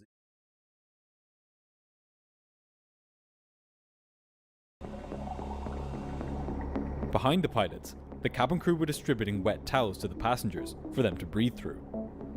This was not part of their training, but it helped filter out toxic smoke and gases. yeah. They had moved all of the passengers to the front of the aircraft, away from the source of the fire. But by now, nowhere on board was safe. The first officer instructed the cabin crew to sit down. With the plane now reaching 3,500 feet, it would either be landing very soon or not at all. 5 minutes after starting his hair-raising dive, Captain Cameron had finally got the plane down to 3,500 feet. But still, it was cloudy. Pilots would need to descend further. The controller cleared Flight 797 down to 2,500 feet and directed them northwest towards the airport. Still, the plane was travelling fast. Every second counted, and Captain Cameron was willing to keep his speed high now, even if it made slowing down more difficult close to the airport. He had to draw on his experience to balance all of the risks that he faced, trying to do whatever it took to get the plane on the ground quickly and safely. Part of this involved not just thinking about how to handle the aircraft right at that moment, but about what kind of situation would meet him on the ground if he did manage to land. He knew that given the speed of the plane's descent, the cabin would likely still be pressurized when he landed. If this was the case, the cabin crew would not be able to open the doors and evacuate the aircraft. So, he told the first officer to depressurize the plane, which he did.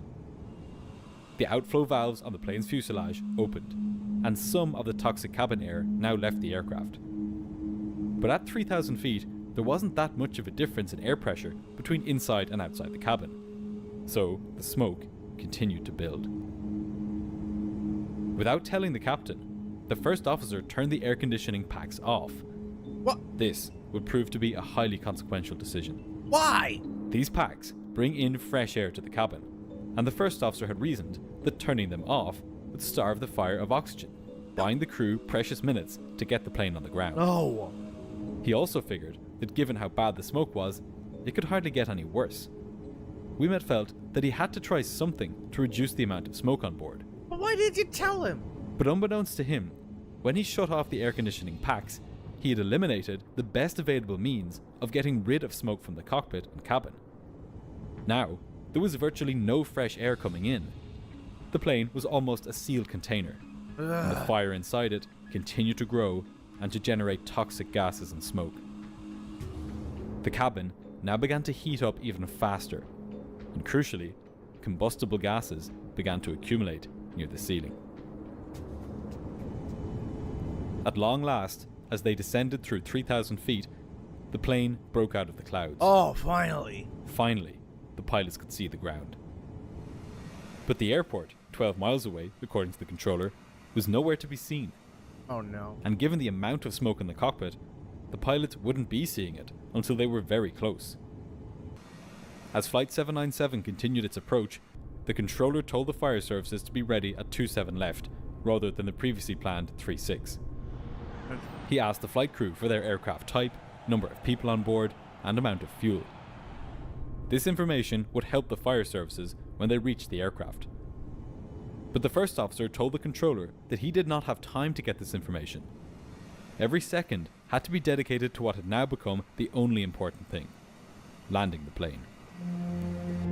The pilots were leaning forward in their seats, trying to read their instruments through the smoke. In the heat, the captain's perspiration was causing his smoke goggles to fog up, Oh no. making it even more difficult for him to see. As he flew with one hand, he had to take these goggles off with the other, clean them while the smoke stung his eyes, and then put them back on. The loss of stabilizer trim made the controls incredibly heavy, and as the pilots configured the aircraft for landing, lowering the flaps and slowing down, Cameron was struggling with the sheer physical forces required on the controls. To give the pilots the best chance of seeing the runway, the controller turned the runway lights up to maximum intensity. But still, they couldn't see it. Damn. Then, finally, Yep, there it with is. just 2 miles to go, the runway came into view. The captain dropped the gear and extended the Oh, flaps at least further. that works. He knew that he would only have one attempt at landing. Without functioning engine instruments, Cameron had to fly the aircraft fully based on feel, which itself was hard to do given how heavy the controls had now become. He knew that as long as he put the throttle levers at a setting that gave him a normal approach speed of 140 knots, he would be able to land. In the back, the passengers were coughing and choking. The air in the cabin was hot, dense, and filled with smoke. It was a sickening feeling, hearing the engines spool up and down as the captain adjusted the throttles and maneuvered the plane to keep it coming down towards the runway. It was now so smoky inside the cabin that the cabin crew were not even able to look outside to estimate how long the plane had until landing. The first officer got the evacuation checklists ready. As soon as the plane stopped, they would get everybody off. In a desperate bid to clear the smoke, the first officer opened the side window. Howling wind blasted through the cockpit at over 250 kilometers per hour, unleashing chaos and making it impossible for the pilots to hear anything. Ouimet closed the window almost immediately. However distracting this had been, it did clear some of the smoke, Yeah. and Ouimet opened the window a few more times in order to give the captain the best chance of seeing the runway. The tower controllers could see the stricken plane on its way in, now just a few hundred feet above the ground. Any second, it would be touching down.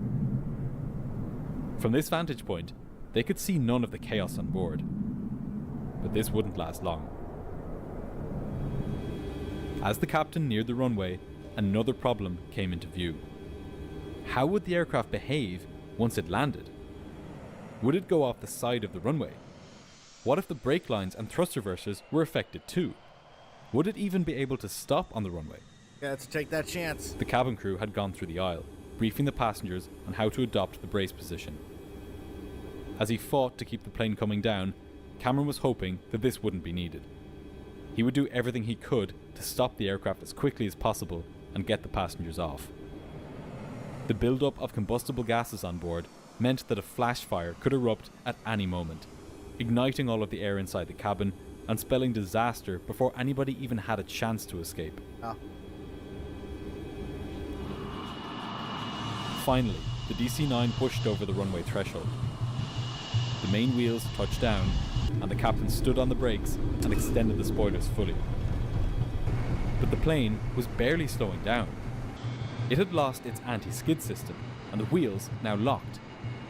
Screeching along the concrete, the four main tires burst. Then, finally, Flight 797 skidded to a halt. Open the window. Pilots immediately began carrying out the emergency engine shutdown checklist, while the cabin crew sprung into action, opening the doors and shouting for the passengers to come towards the exits. Fire crews raced towards the plane, while smoke now poured out of its open exits. Once the checklists were complete, Cameron and Ouimet went back into the cabin to aid with the evacuation effort. But they only made it a few steps into the cabin before they were driven back by smoke and heat. They headed back to the cockpit and opened their windows to escape. The first officer made it out, but the captain, so exhausted by his efforts to bring the plane into land and overcome by toxic smoke, lay slumped in his seat. No. Ouimet directed firefighters to spray his cockpit window with foam, which brought him to and was enough to allow him to escape the burning plane through his own window. It was now 90 seconds since the evacuation had begun, and the smoke and heat had become unbearable. Barely 90 seconds after landing, 18 passengers and 5 crew members had left the airplane. Then, without warning, the cabin interior suddenly erupted into flames. Everything and everyone in its path was incinerated. No. 23 passengers immediately perished in the fire, most of whom were found between the midpoint of the aircraft and the cockpit. In the thick smoke, they had simply not been able to find an exit. As investigators began examining the burnt-out hull of the aircraft, they quickly discovered that the fire had not started in the onboard rubbish bin. Having discounted the most obvious ignition source, investigators then concentrated on the wiring looms that had been spliced together after the previous incident when the rear bulkhead had blown. However, Now after that incident, that plane should have been written off, but it wasn't. they found no evidence of arcing or short-circuiting there. What? A breakthrough came when they listened to the cockpit voice recorder. A few seconds before the 3 circuit breakers popped, they heard electrical arcing. The investigators then focused their attention on a cable below the washroom floor. It appeared that insulation had rubbed off 2 wires, allowing them to rub together and create a short circuit. As promising a lead as this was though, there was unfortunately no way of knowing for sure if these cables were ultimately responsible for the fire. What was established though was that the fire took hold behind the washroom walls and that it had then spread between the outer fuselage and the inner walls of the cabin. Once the doors were open for the evacuation, this allowed an unlimited amount of oxygen to enter the aircraft, which directly fed the fire. But now that they knew the cause, how could investigators make sure that an accident like this would never happen again? For one thing, they recommended that washrooms must be fitted with smoke detectors, a rather obvious suggestion, but one which was not the law when this accident happened. They also recommended that floor-level lighting be installed in the aisles, which shows passengers the way to the plane's exits. If this had been in place on Flight 797, many more passengers would have been able to find their way out of the smoke-filled plane. And finally, the training around how smoke and fire are dealt with on board has changed dramatically since this accident. Now, pilots are trained to begin an emergency descent at the first sign of smoke or fire. All diagnosing about location and severity can be done on the way down.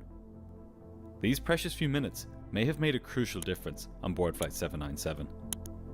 These changes, along with many others outlined in the accident's final report, have dramatically improved flight safety today.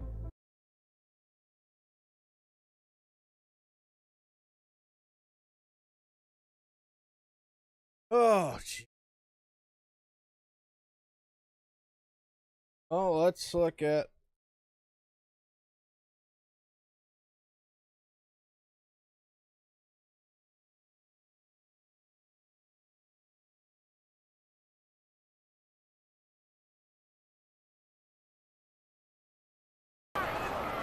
Called, and this one to the screen.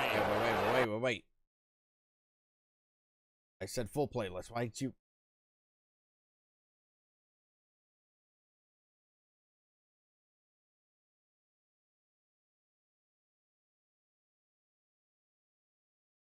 Stop that 2023. Why? Might as well while I'm still awake. Abreu barking back out at Beckett.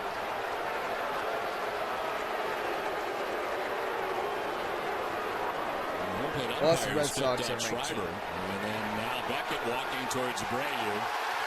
And both benches will empty. Here we go. Umpires have Abreu wrapped up and moving Beckett out of the general area. Beckett. Bullpens will unravel as well.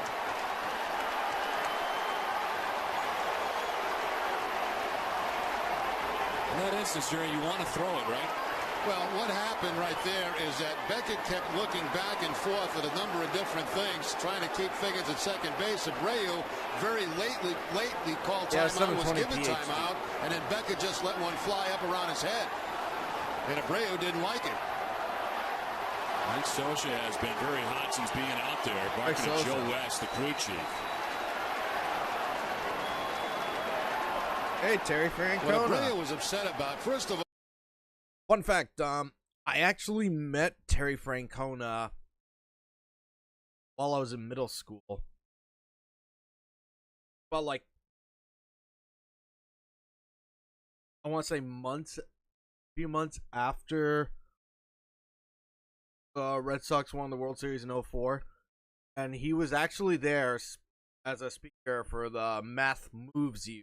Can't believe I still remember that name of that movement, but it did have like a news crew film, and if I remember correctly from watching that news, I did briefly see myself in the crowd. Math Moves You, Terry Francona at Turkey Hill Middle School.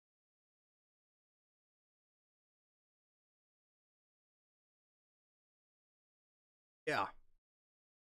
Well, Beckett was holding the ball for a long time. Abreu finally tried to call timeout, was given timeout very late, but Beckett decided that. If I remember correctly, I actually talked to him a bit afterward. actually really nice. It's a shame he couldn't stay in the Red Sox forever, but it is what it is. Throw the ball anyway and threw it up and around the head area of Bobby Abreu.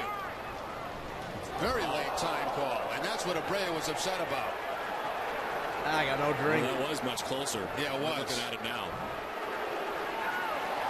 Well, now again, the benches. As Mike Scioscia started, I think, talking to Beckett. And Beckett now being separate, and here they come again. Joe West. Scioscia was talking to the umpires, and Beckett kind of joined the conversation over toss Joe someone West's out. shoulder. And everybody back up. You know, when it comes to like umpires, I get it. It's not an easy, and no umpire is perfect. But when it comes to like the worst of the worst, started playing an MLB game, I'd rather have Joe West as a home plate umpire over someone like Angel Hernandez or Diaz or a few other umpires that I really do not. But like anyone over Angel Hernandez. Let's face it, he hopefully Again. Well, if Mike Scioscia is trying to get Beckett thrown out of the game for throwing intentionally to Abreu, I don't think that's going to happen. But who knows what may happen now. Justin Spiah's been hot right from the beginning. He's been trying to get at Beckett the whole time. Really? Now Torrey Hunter. Look at that. Will be ejected. Wow. Very uncharacteristic Torrey Hunter. And he is hot. The starting center fielder for the Angels will not be part of the rest of this game. And finally being ushered off. And Scioscia's trying to get his team back to the dugout. He'll continue this conversation. 2009. Well, there a balk called. Tim McClellan calls a balk on him. That's a balk. Well, there a balk called. Maybe. Tim McClellan calls a balk on Jimenez, who just about picked off Terrio at first. Tim McClellan, that fucking old. He's the guy that threw one player out in the 80s for having a bit too much pine tar on the baseball bat. Come on. I mean, his ruling was reversed if like a day or two after the fact, but still, that was like a dick move of Tim McClellan. Now we know why.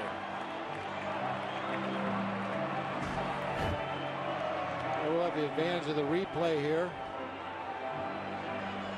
Yeah, the front knee, the left knee for Jimenez buckled first.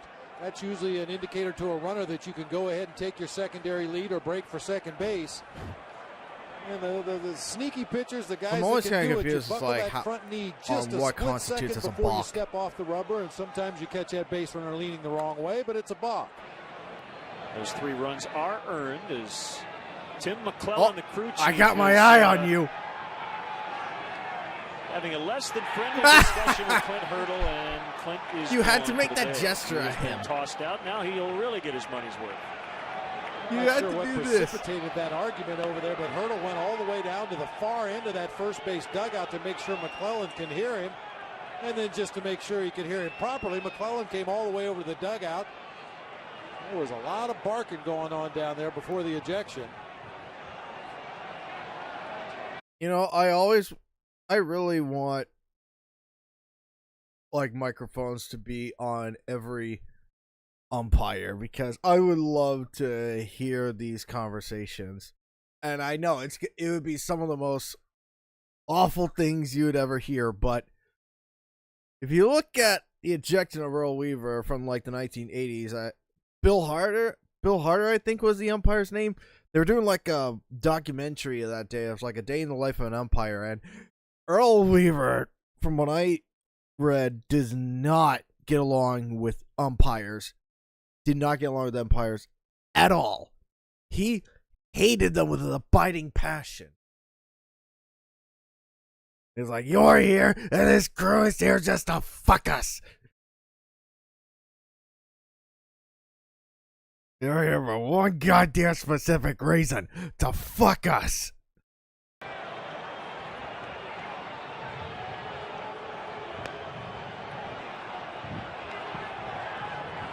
I mean, occasionally you will get like cameras with a microphone that's like close enough to the home plate that you can hear the commotion.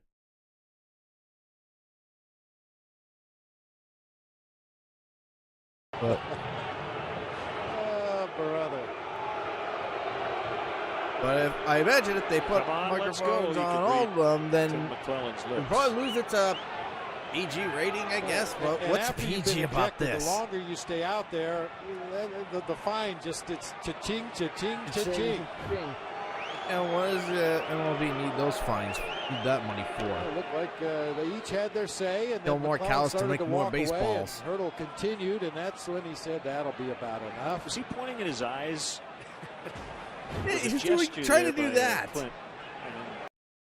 Yeah, he was trying to do that, but he wasn't brave enough to do the other part of the gesture at Tim McClellan because he knew he would probably get ejected right there on the spot. I mean, if I was Tim, I would have ejected immediately if he did that immediately. I would say, hey, you could do that in the clubhouse. 3-2 pitch, called strike 3. And Milton Brown you can't argue balls and strikes in general. After his first That's an automatic home plate ejection. appearances. And another thing that's automatic ejection is drawing the strike zone on the home plate, on the dirt. That's when you get immediately ejected. A Cub. Oh. Larry Vanover kicked him out. You can't argue balls and strikes. Well, there was a curveball. I guess wrong again. That's why I'm in the booth to begin with. Big breaking ball. Oh, look at Molina reach across and catch that pitch off the inside corner. You remember when they used to be known as Comcast? Now it's just Xfinity. It was probably a little Xfinity closer than that. Milton thought, but still probably not in the strike zone. 2009, what a year to be alive. Oh, the whiteness of the dome here. Ground ball down to third, back of the bag. Ibar with a long throw, and he makes the play, but Dye apparently fouled it off his foot, or not. Did he or not? He's claiming that he did, and C.B. Buckner's not giving it to him. Ozzie Guillen is going to come out to argue the point, and Buckner's not a guy that really cares much to argue. And now it's Brian Gorman, the plate umpire. They're going to ask for help here. They're going to go to third base umpire. That's Jerry Davis. They're going to gather. I mean, if you're a team manager, you usually have to ask, like, in a certain amount of time, a reasonable manner, not just go out yelling at them. Otherwise, you're just going to get tossed out. I really need to make time to get to a Red Sox game someday. Maybe when I take my girlfriend out. Together. The bottom line is you get the call right, but we've seen a couple of calls go against the Rays this week. The one where Ben Zobrist got hit by a pitch, definitely. The umpires just didn't see it. Let's take a look. That's a good movement on the pitch. No, that didn't touch his foot. Let's take a look from this thing. Let's see what we see with Jermaine Dye. The front foot. Look at the front toe right here. Let's see where the ball hits. You know, yeah, remember, I'll tell you something. You may have felt like a slight reaction, but it didn't really hit your foot. Similar situation. Remember the World Series in 05 with Houston, and he got away. Oh, John Madden. With a situation very similar to that.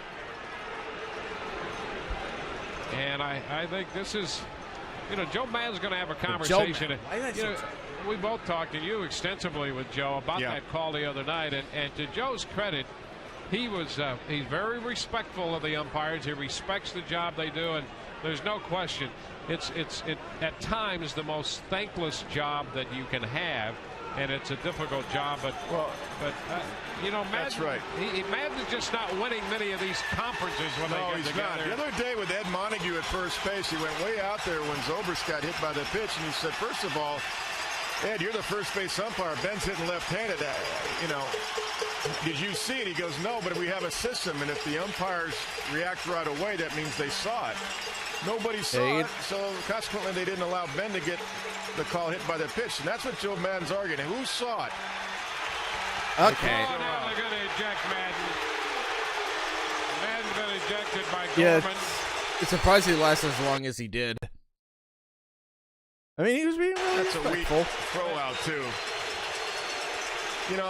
And Joe, the other day when we were talking yesterday, as a matter of fact, in the clubhouse, he said, I'm trying to be very respectful of the umpires for the long haul. They've been treating us well, all the umpires. They know I don't go out and make a farce of things. But, bottom line is he wants to know what their system is and who saw it. And I think what Joe was saying is, with right-hand hitter, the better angle to see the ball would have been C.B. Buckner, and he didn't make a call. And all of a sudden, they go down to Jerry Davis at third, and he and apparently overruled it. And all four umpires got together. But when I see this ball for myself on the replay, I've never seen a ball hit that hard and go down to third base like it did. I think it went out in front of of his foot right there. I don't think it hit Jermaine Dye in the foot. But he had a nice reaction because you can't hit a ball off your foot and go that hard to third base. I swear, whenever I wear glasses, whenever I get like a haircut when it's like very short and I wear glasses, I look like a total psychopath. Like I shouldn't be trusted at all. But without the glasses, I look fascinating, handsome. Except for the fact that I'm trying to get rid of stupid ass double chin. I blame my dad. It's like it did. I don't think. Yeah. I think Joe Maddon got this right. 2. Breaking ball got it. That thing went from one side of the plate to the other, and Ricky Nolasco has 4 strikeouts, all in the last 2 innings. Something going on down on the field between Manny Acta and the home plate umpire. Evidently, that has been broken up. If it was dealing with balls and strikes, it's possible somebody's been tossed out of this game. And if Manny was thrown out, though, Bob, and I'm going to tell you why. He's backing up Elijah Dukes, which I like an awful lot, because Elijah was unhappy with that last pitch. I see Jim Riggleman standing next to Randy St. Clair. That would indicate that Manny is out of the game. Well, I can tell you what Manny's saying right now. I want the same pitches you're giving Nolasco. I want them for my guy. They also have Bonderman on the DL. Dontrell Willis is on the DL for them right now. He's on the DL with an anxiety disorder. Yeah, you never know when you come back from that one. And they were pretty excited about what they were going to get out of him in the beginning. Yeah, I do have like anxiety disorder with like a few OCD symptoms, so I know what that can be. But fortunately, in my case, it's not like worst case scenario, but it's one of the reasons why I don't grow facial hair or why I shave a couple of times a week, because I keep feeling it. I keep trying to pluck at it. It's like, eyebrows, this is ridiculous. Hair, I like to try to. I keep playing with it. Crazy.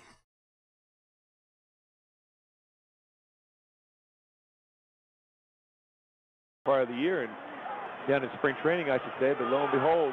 Oh, and he's gone. Tim Timmons, the home plate umpire, has just wheeled around with Napoli batting, and the first pitch is strike, and Tim Timmons looked toward the Angel dugout on the third base side and said, "You're out of here." And Mike Scioscia has just been ejected. Well, it's usually automatic eject if you argue balls and strikes. You Mike can't Scioscia. do that. Is he related to Sammy Sosa? Do it in a tactful way. Most times they won't do it. But right away, Timmons looked right at him. Or am I thinking of a fictional character from a book? Pitch was down again. I know if there's any sports fans that are watching this, they're going to hate me for not being very knowledgeable about every single player in MLB. Been erratic by Tim Timmons. And Mike Scioscia who has been. But I do know there's at least one MLB player and one umpire that carries the same first name as me, which is Gabe or Gabriel. I mean, that's Gabe Kapler, and the umpire's name I can't remember. But I do know that in some of these compilation videos, Gabe Kapler is like a manager, and he gets ejected on occasion. He didn't get a chance to say a whole lot, but he's thrown out. Right. I think he also played for the Red Sox for a couple of years, and was involved in the 2004 World Series victory. Same with Johnny Damon, though. I did hear something of like Johnny Damon recently, and it's not going well, but I haven't really looked into that. I should really do one of these type of streams tomorrow. Might as well get your money's worth at this point, get your point across. Because there's been some questionable calls. I mean, if I'm on the hill... In fact, that's when I'm going to save this tomorrow. I'm going to go and schedule that, and hopefully I'll catch you later. So, just randomness. Have a great night. I like him behind the plate. He's calling a lot of strikes.